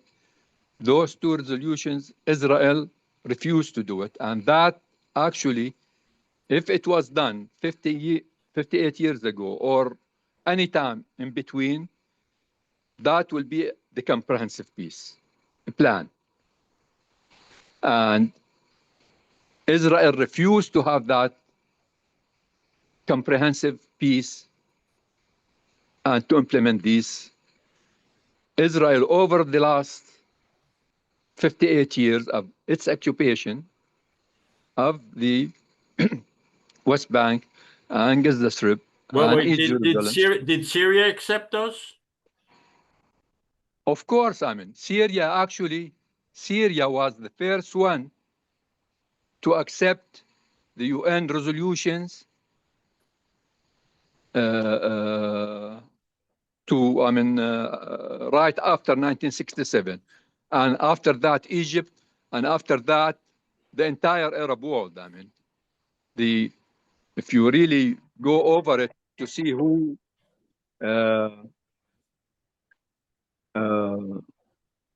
sorry, I have to. Yeah. So what is your question? What is your question? Yeah. My thing that my comment is Israel is the problem here. So since Israel, with the whole history, trying to not to have comprehensive peace, but maybe individual peace with Egypt, individual peace with Syria, individual peace with Lebanon. It's a plan all along. So now, what you're proposing is to have that comprehensive peace, and Israel doesn't want it. While Syria, Lebanon, today, even Yemen, they are with the comprehensive peace. They want to have comprehensive peace, and they are with the 242 UN Security Council Resolution 242 and the 338, and it's already approved by the Arab Summit, even back in the 2002 in Beirut. All the Arabs agreed, including the Palestinians, of course. So what's your question? There's no, it's not going to happen. My question that whatever you're proposing, Israel is going to be against it. While the other parties will go for it, you go for it, I go for it. Israel saying no until now. Let's go to Professor Barkan. You have a Right. comment. The tension is between practical and imaginary. And I think that is to have a structural formation is what you managed to do in the simulation. But Samir's comment now is enlightening because it tries to pull it back into the practical perspective.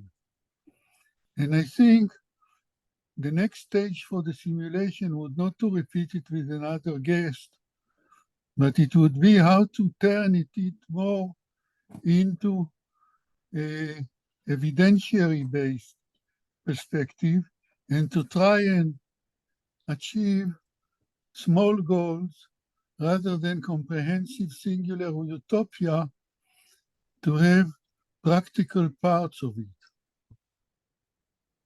What do you mean evidentiary base? What do you mean by that? To try and bring Palestinians and Israelis to converse with each other and to see their perspective. I see the end of the conflict in the most optimistic way would be an ongoing conflict that can be minimized. But from your perspective, the way it was enacted in the simulation, I think you saw perfect utopia, where all the members of parliament vote for all the things. And we are not including approaches or responses to the horrific situation nowadays. Is that So, clear? Professor, if we have the election, okay,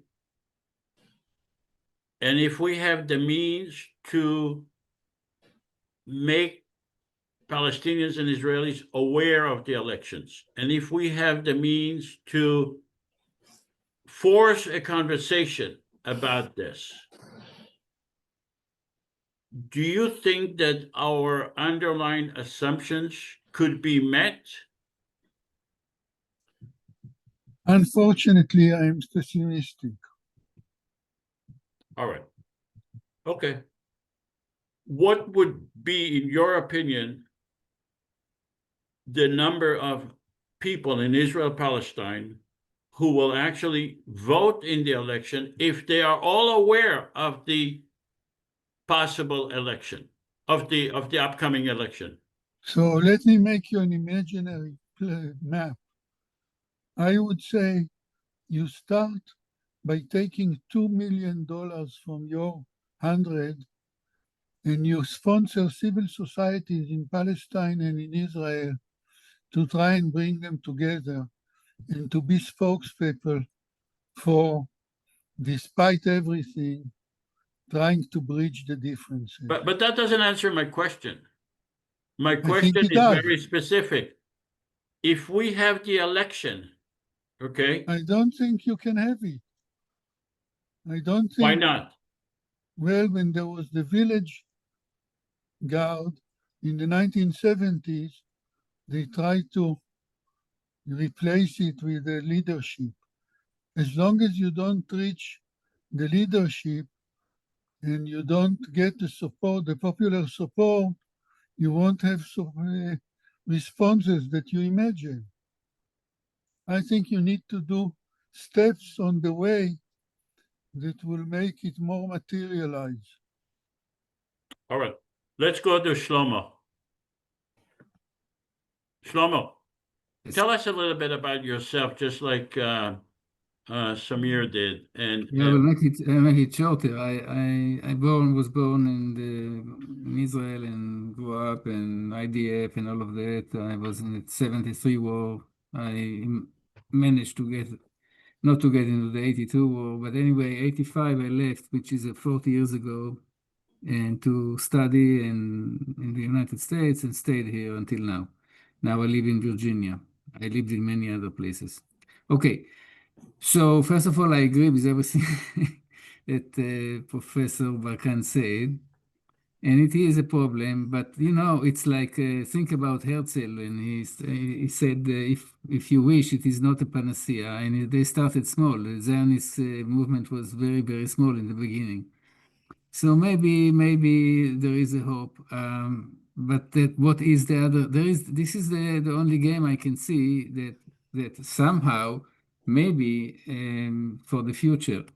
That may happen when Israel is going to attack Iran again, and Iran will answer much stronger, and Israel will be in Shams, and it will be on its knees, and then suddenly there will be maybe we can do something else.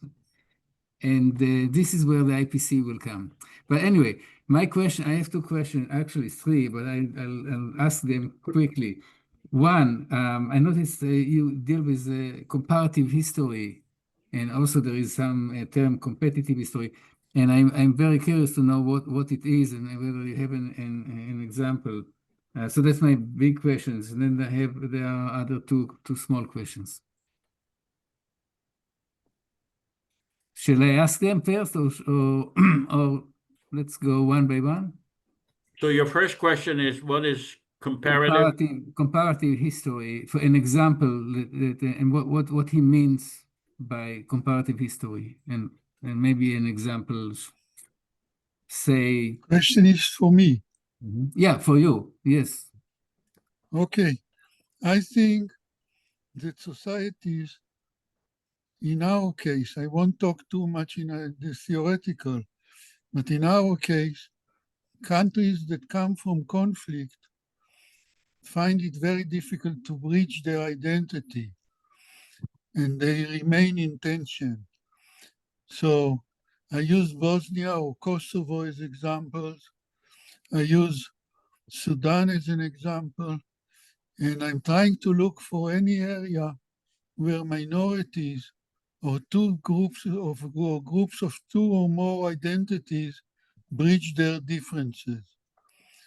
And I see that it's done only as victor's justice. Let's think of Rwanda, whereby the Tutsis dominated the war, the outcome of the war, and there is a formal democracy, but in practice it's a dictatorship. I don't, to my sorrow and regret, I don't know of any example where conflict overcame and became a panacea,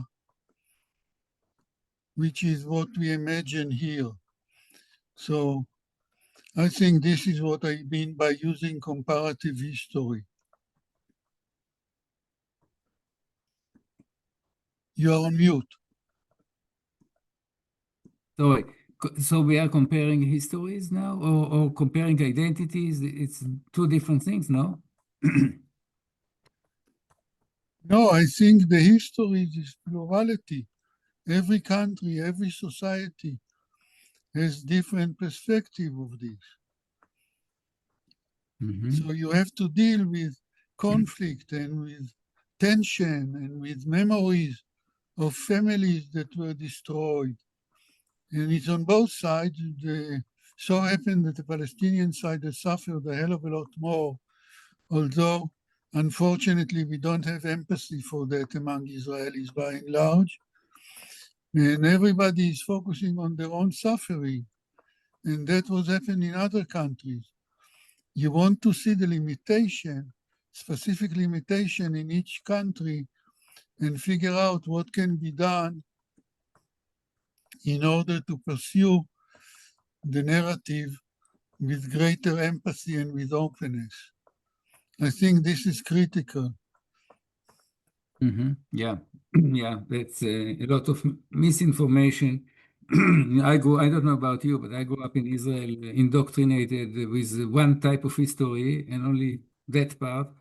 And that is what mostly... No, this is everybody. That's not the exception, the indoctrination. It's not unique to Israel. It's not. This is the reality. So when you do a process, you need to think about the reality with which you will respond to it.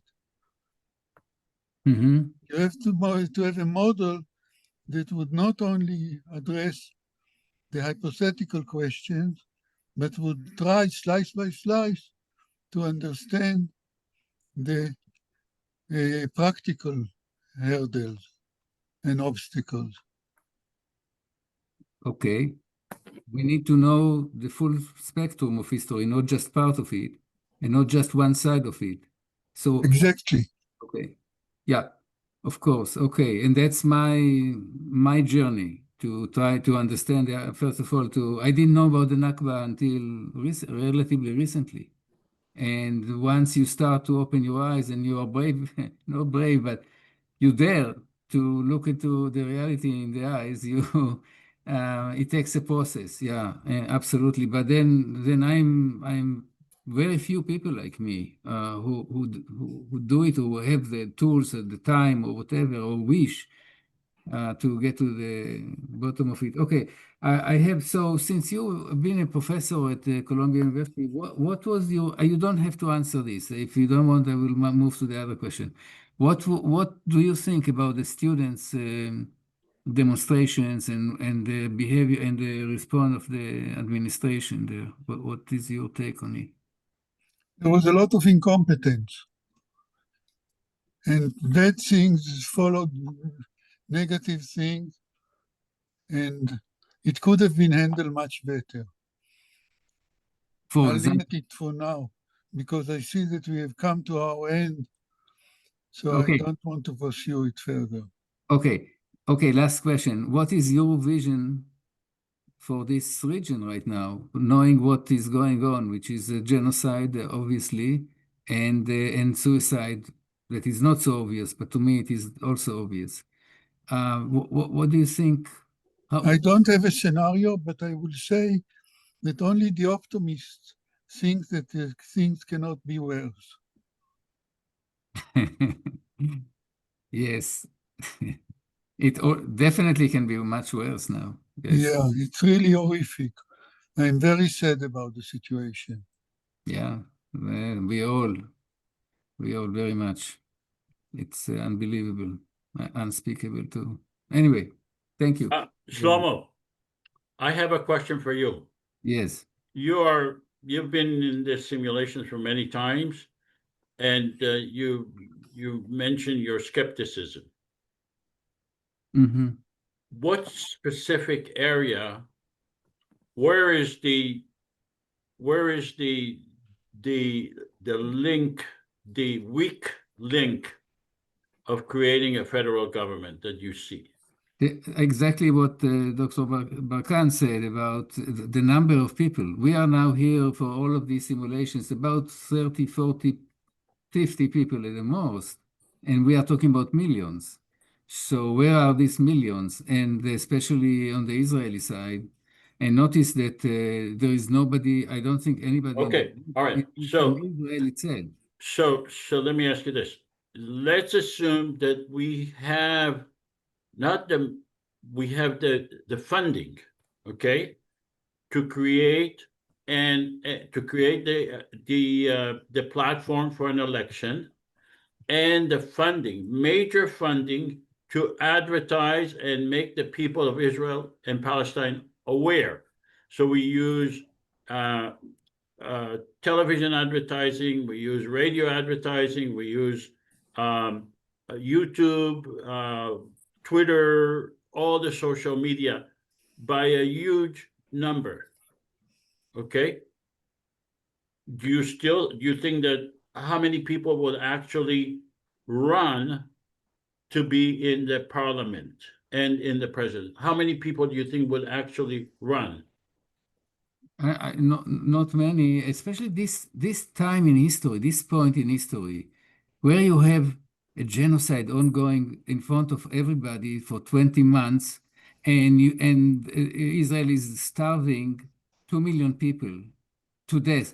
This is something that this is beyond. This is the Holocaust plus plus.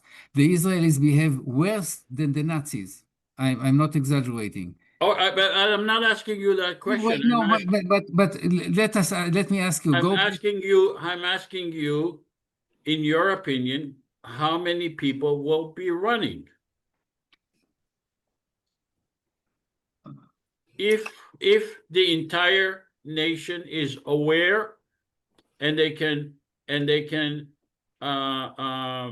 put their candidacy. What? If you get 1,000 on each side, I will be delighted. Don't believe more than that. And this is like being optimistic. Are you aware that we have actually done this election in December of 2012 with zero budget? Well, no, not zero. There is a little bit of money, and we had a full page ad in the New York Times a month before. We had 900 candidates with zero discussion. There was no media discussion about it. We had 900 candidates. Are you aware of that? No, I'm not aware. I'm very happy to hear. Okay. So I am telling you that on December 12, 2012, we actually had the 300 districts. We had people, and we had like several months for people to sign up, and we had very little budget, and 900 people have put themselves as candidates. Mm-hmm. Yeah, no, that's great. I wish, look, I'm here because I wish. I have a dream like you that this will spread. Yeah, but you are pessimistic. I am not. I see the difference between now and having a federal government, not because of funding, but because of if we are able to get a media involved. If we are able to get media involved, then we will be able to get the funding and we will be able to have the election. Yes, now the media is controlled and owned by the oligarchs, by the corporations, and and they have their interest. They represent their other interests, and they are interested in war, not in peace. So, yeah, Not all the media, not all the media, not all the media. yes. I'm all for it if we can. I mean, this is why I'm here, and Thank you. yeah, but All right. yeah, And let me ask Samir a question. Is he still here? yes. Oh, Samir. What is going on now between Israel and Syria? Do you Well, see? well, I mean, signing peace, and do you see Syria giving up the Golan Heights? yeah. It is very clear now. Syria, number one, is saying that we don't want any more war. We want peace with everybody around us, including Israel. And number one, for Israel now to respect 1974 agreement, the peace agreement. It was signed after 1973 war, and it was under the UN, and it was. We don't know the agreement. Are they willing to give up the Golan Heights? No, I'm coming to that. I'm coming to that. Okay, be short and sincere. Yeah. Okay, I'm coming to that. But I mean, because I mean, this is the new government. This is the revolution. Just 6 months ago. I mean,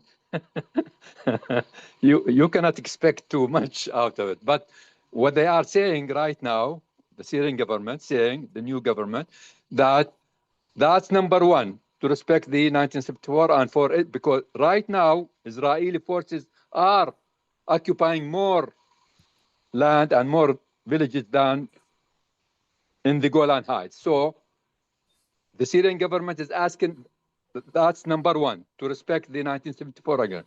Now, number two, in regard to the Golan Heights and whatever, now the Syrian government is saying that there are UN resolution 242 and 338, and we accept that, which means for Israel to withdraw from the Golan Heights and have a peace treaty with Syria.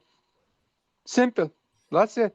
Okay, so there's nothing different. Assad wanted the same thing. Yeah, but Assad played on that for too long, and the Syrian people didn't even believe him. I mean, saying something. It doesn't matter, but Israel didn't want to give him the Golan Heights. Well, that's the issue now. Now the issue that Israel doesn't want to give then there is not going to be peace. But Syria is willing. The Syrian government today is willing to have peace if Israel withdraw from the Golan Heights. That's it. If they don't want peace, fine. They don't want peace. That means they don't want to return, fine. But Syrian government today expressed itself and said we don't want to have any war with anybody. That's it. Now, tell us who is in that government. From what I understand, the person, the head of the government, I don't remember his name. Ahmed al-Shara. Ahmed al-Shara. Was he part of ISIS? No. He was not part. He was Golan. No, he was not part of ISIS. He was part of Al-Qaeda.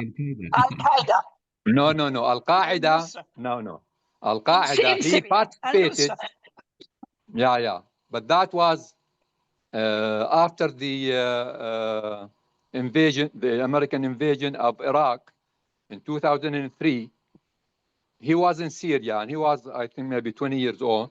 And just like many young Syrians at that time, they went into Iraq to fight the American invasion forces. And at that time, I mean, there was the Al-Qaeda, and he joined them just like other. And for a while, he was fighting, and then he was arrested by the Iraqi government during, I mean, like in 2005, 2006, and he spent some time in jail. And then the years passed, and the Syrian revolution started in 2011. Meanwhile, you know, President Obama in 2009 declared that he's going to withdraw from Iraq, and he started to withdraw all American forces from Iraq. And by the end of 2011, he withdrew completely from Iraq. Meanwhile, the Syrian revolution and other Arab Spring revolutions in Egypt and Tunisia and Yemen and Libya started. So, and one in Tunisia and one in Egypt, and continued in Syria. But in any way, let me ask Professor Barkan. Professor Barkan, do you see the possibility that Israel will give up the Golan Heights?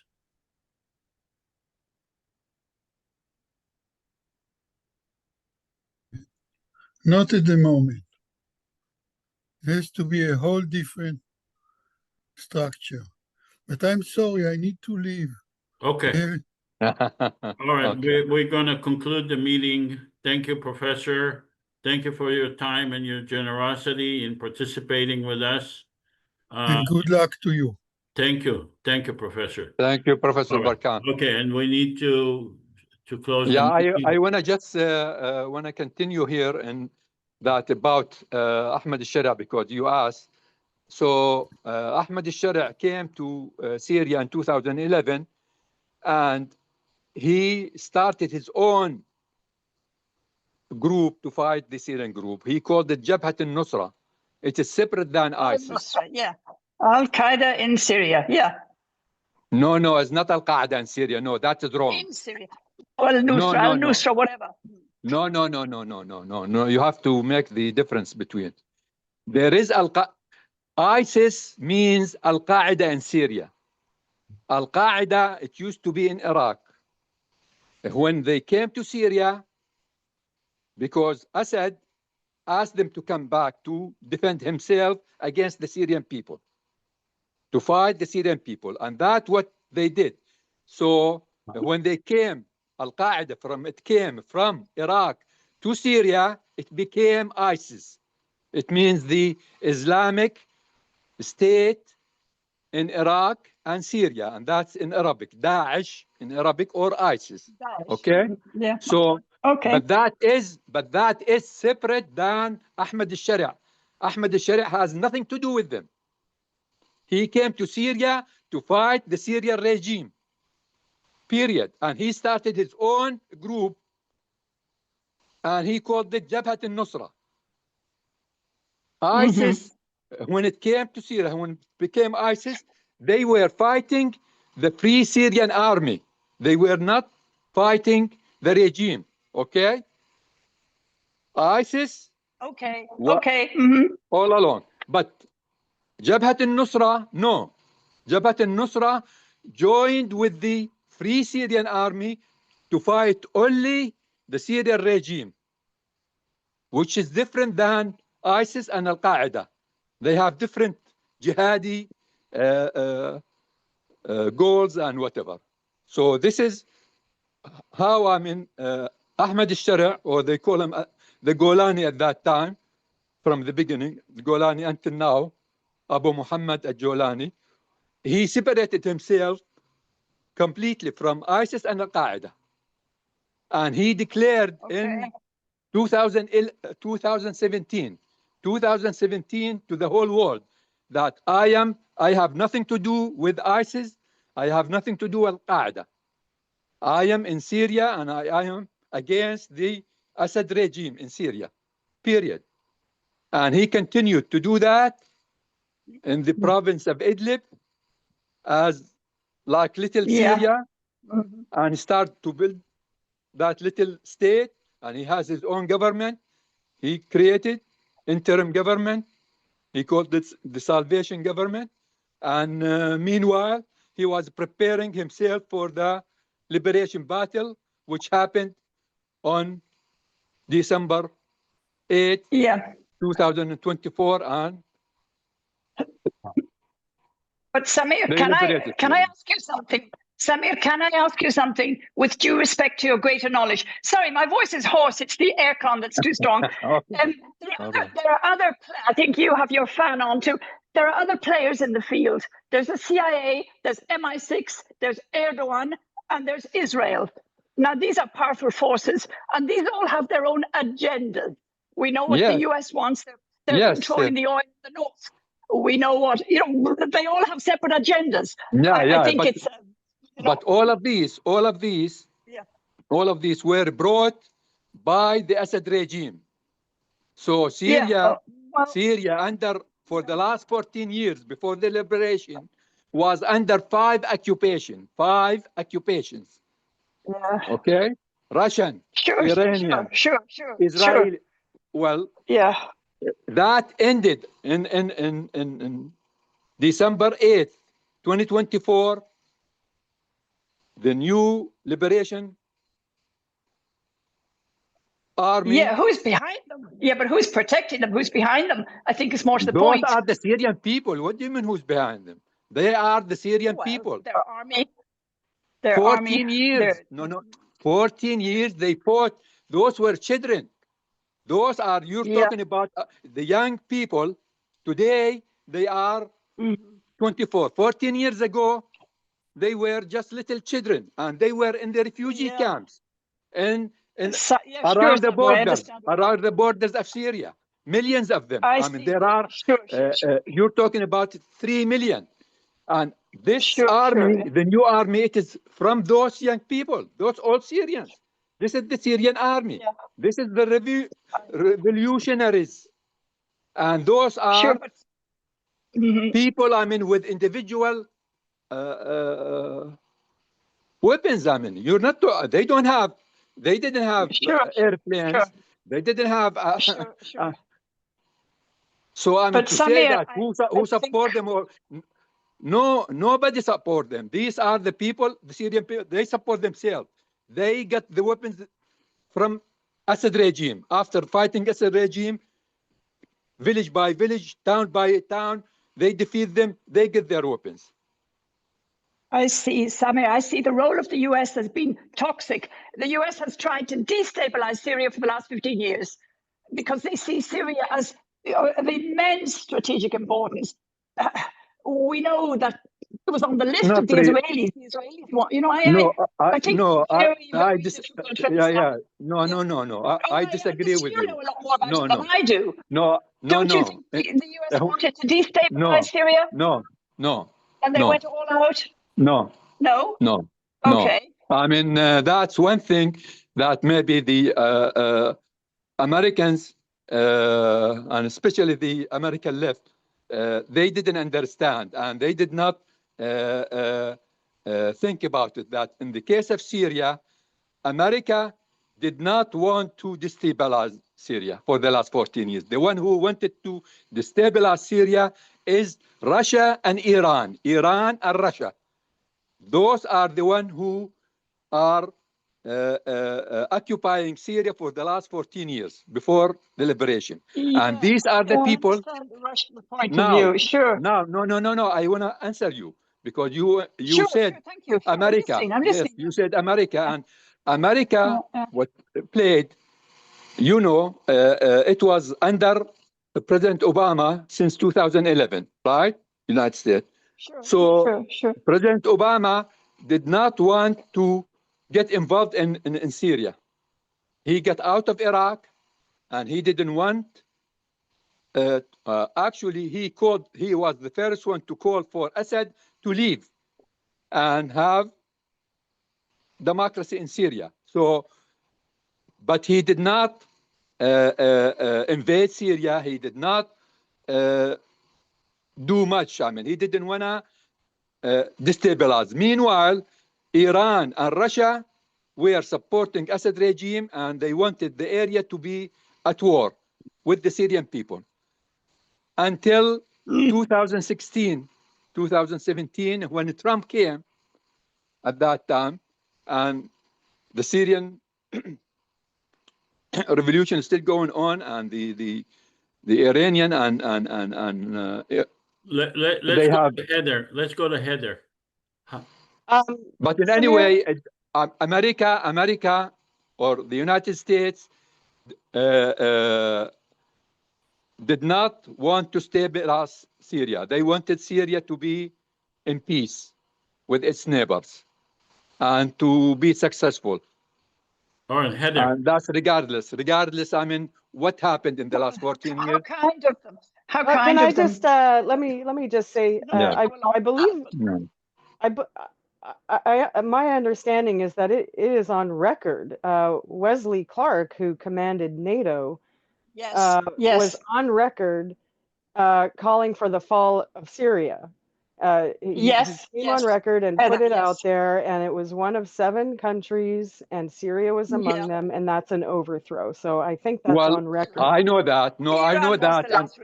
And I met Yep, him. yep, yep. And I met Wesley Clark in 2014 at UCLA. He lectured in Syria, and he said that he would like that. And This is not what he said. I'm sorry. He said that he was told, and in fact, he was running for presidency, and he was told that either that this is the plan, and he said, "Okay, no, thank you," and he quit the race. That was the real story. yeah, but no. But I mean, you have to distinguish. I mean, when did he say it, and when our American government did that? In 2013, from 2011 until 2013, our American government under President Obama was saying to Assad to get out of Syria, but he didn't want to get involved and bring him down. That's definitely he didn't. But President Obama put red line for the Syrian regime. If you use chemical weapons, we're gonna act. We're gonna stop you. And it went until August 2013. August 21, 2013, Assad used chemical weapons against the Syrian people in Damascus, around Damascus, and he killed more than 1,400 using sarin gas, and that was the breaking point. And then President Obama said, and that was beginning of September 2013, and he told the Assad regime, you stop using the chemical weapons, you step down, you destroy your chemical weapons. Otherwise, we're gonna hit you. And that was on September 5, 2013. It was declared, and President Obama had the US Army ready to strike Assad regime on December 5th. This is And what interesting. happened? This is a comparative history here. This is a parallel history. But It's that another what happened. story. It's not clear who did this sarin gas, right. and yeah. No.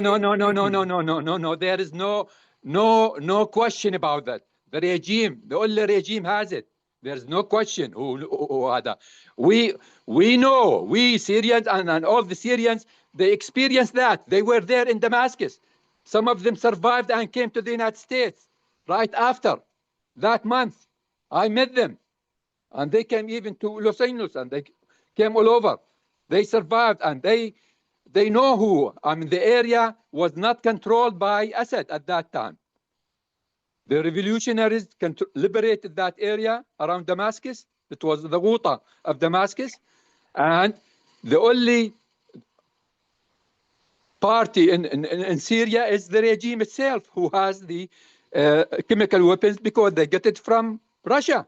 Russia supplied them with that. So, and President Obama knows that. So when in 2013 decided to do what he meant it. So Russia came on the line. Putin came on the line and he communicated with Putin, okay, don't strike Assad, don't bring him down. We are going to destroy the chemical weapons. We gave him these weapons and we're going to destroy it. And he had an agreement with President Obama, and that was on September 6, 2013. And that was it. On December 7th, Obama declared that we're not gonna strike Assad, and after that, Russia guaranteed that they are gonna destroy the chemical weapons, and that's what happened. And after that, we have to go. We have yeah. And after that, President Obama lost interest in Syria. He didn't wanna deal with Syria. He concentrated on Iran and had the nuclear agreement with Iran, and that was it. And then Samir, okay, sorry. One last question for you, Samir. You can give us the answer next time. What about the concession for the phosphates? What about the phosphates? Who has the concessions for use of those phosphates? You can give us the answer. That's the Russia. Time. That is Russia. $50 question. Russia had agreement with Assad to take. Oh no, not the U.S. No. All right, guys. No. You can tell us next time. We need to stop and we need to. Iran and Russia are the occupiers, are the imperialists today. This is what we're witnessing today. These days, we're witnessing the Russian imperialism and Iranian imperialism. Not really. You are watching. No, it is really. No. It is. No. Thank you all for joining. Thank you all for joining. We'll see you next time. Well, Joseph, you have a great lunch and enjoy your grandchildren, okay? Thank you. Yes, Thank you. Thank you. Thank you all. And you take care. See you next time. Bye, Samir. Yes. Bye, Olivia.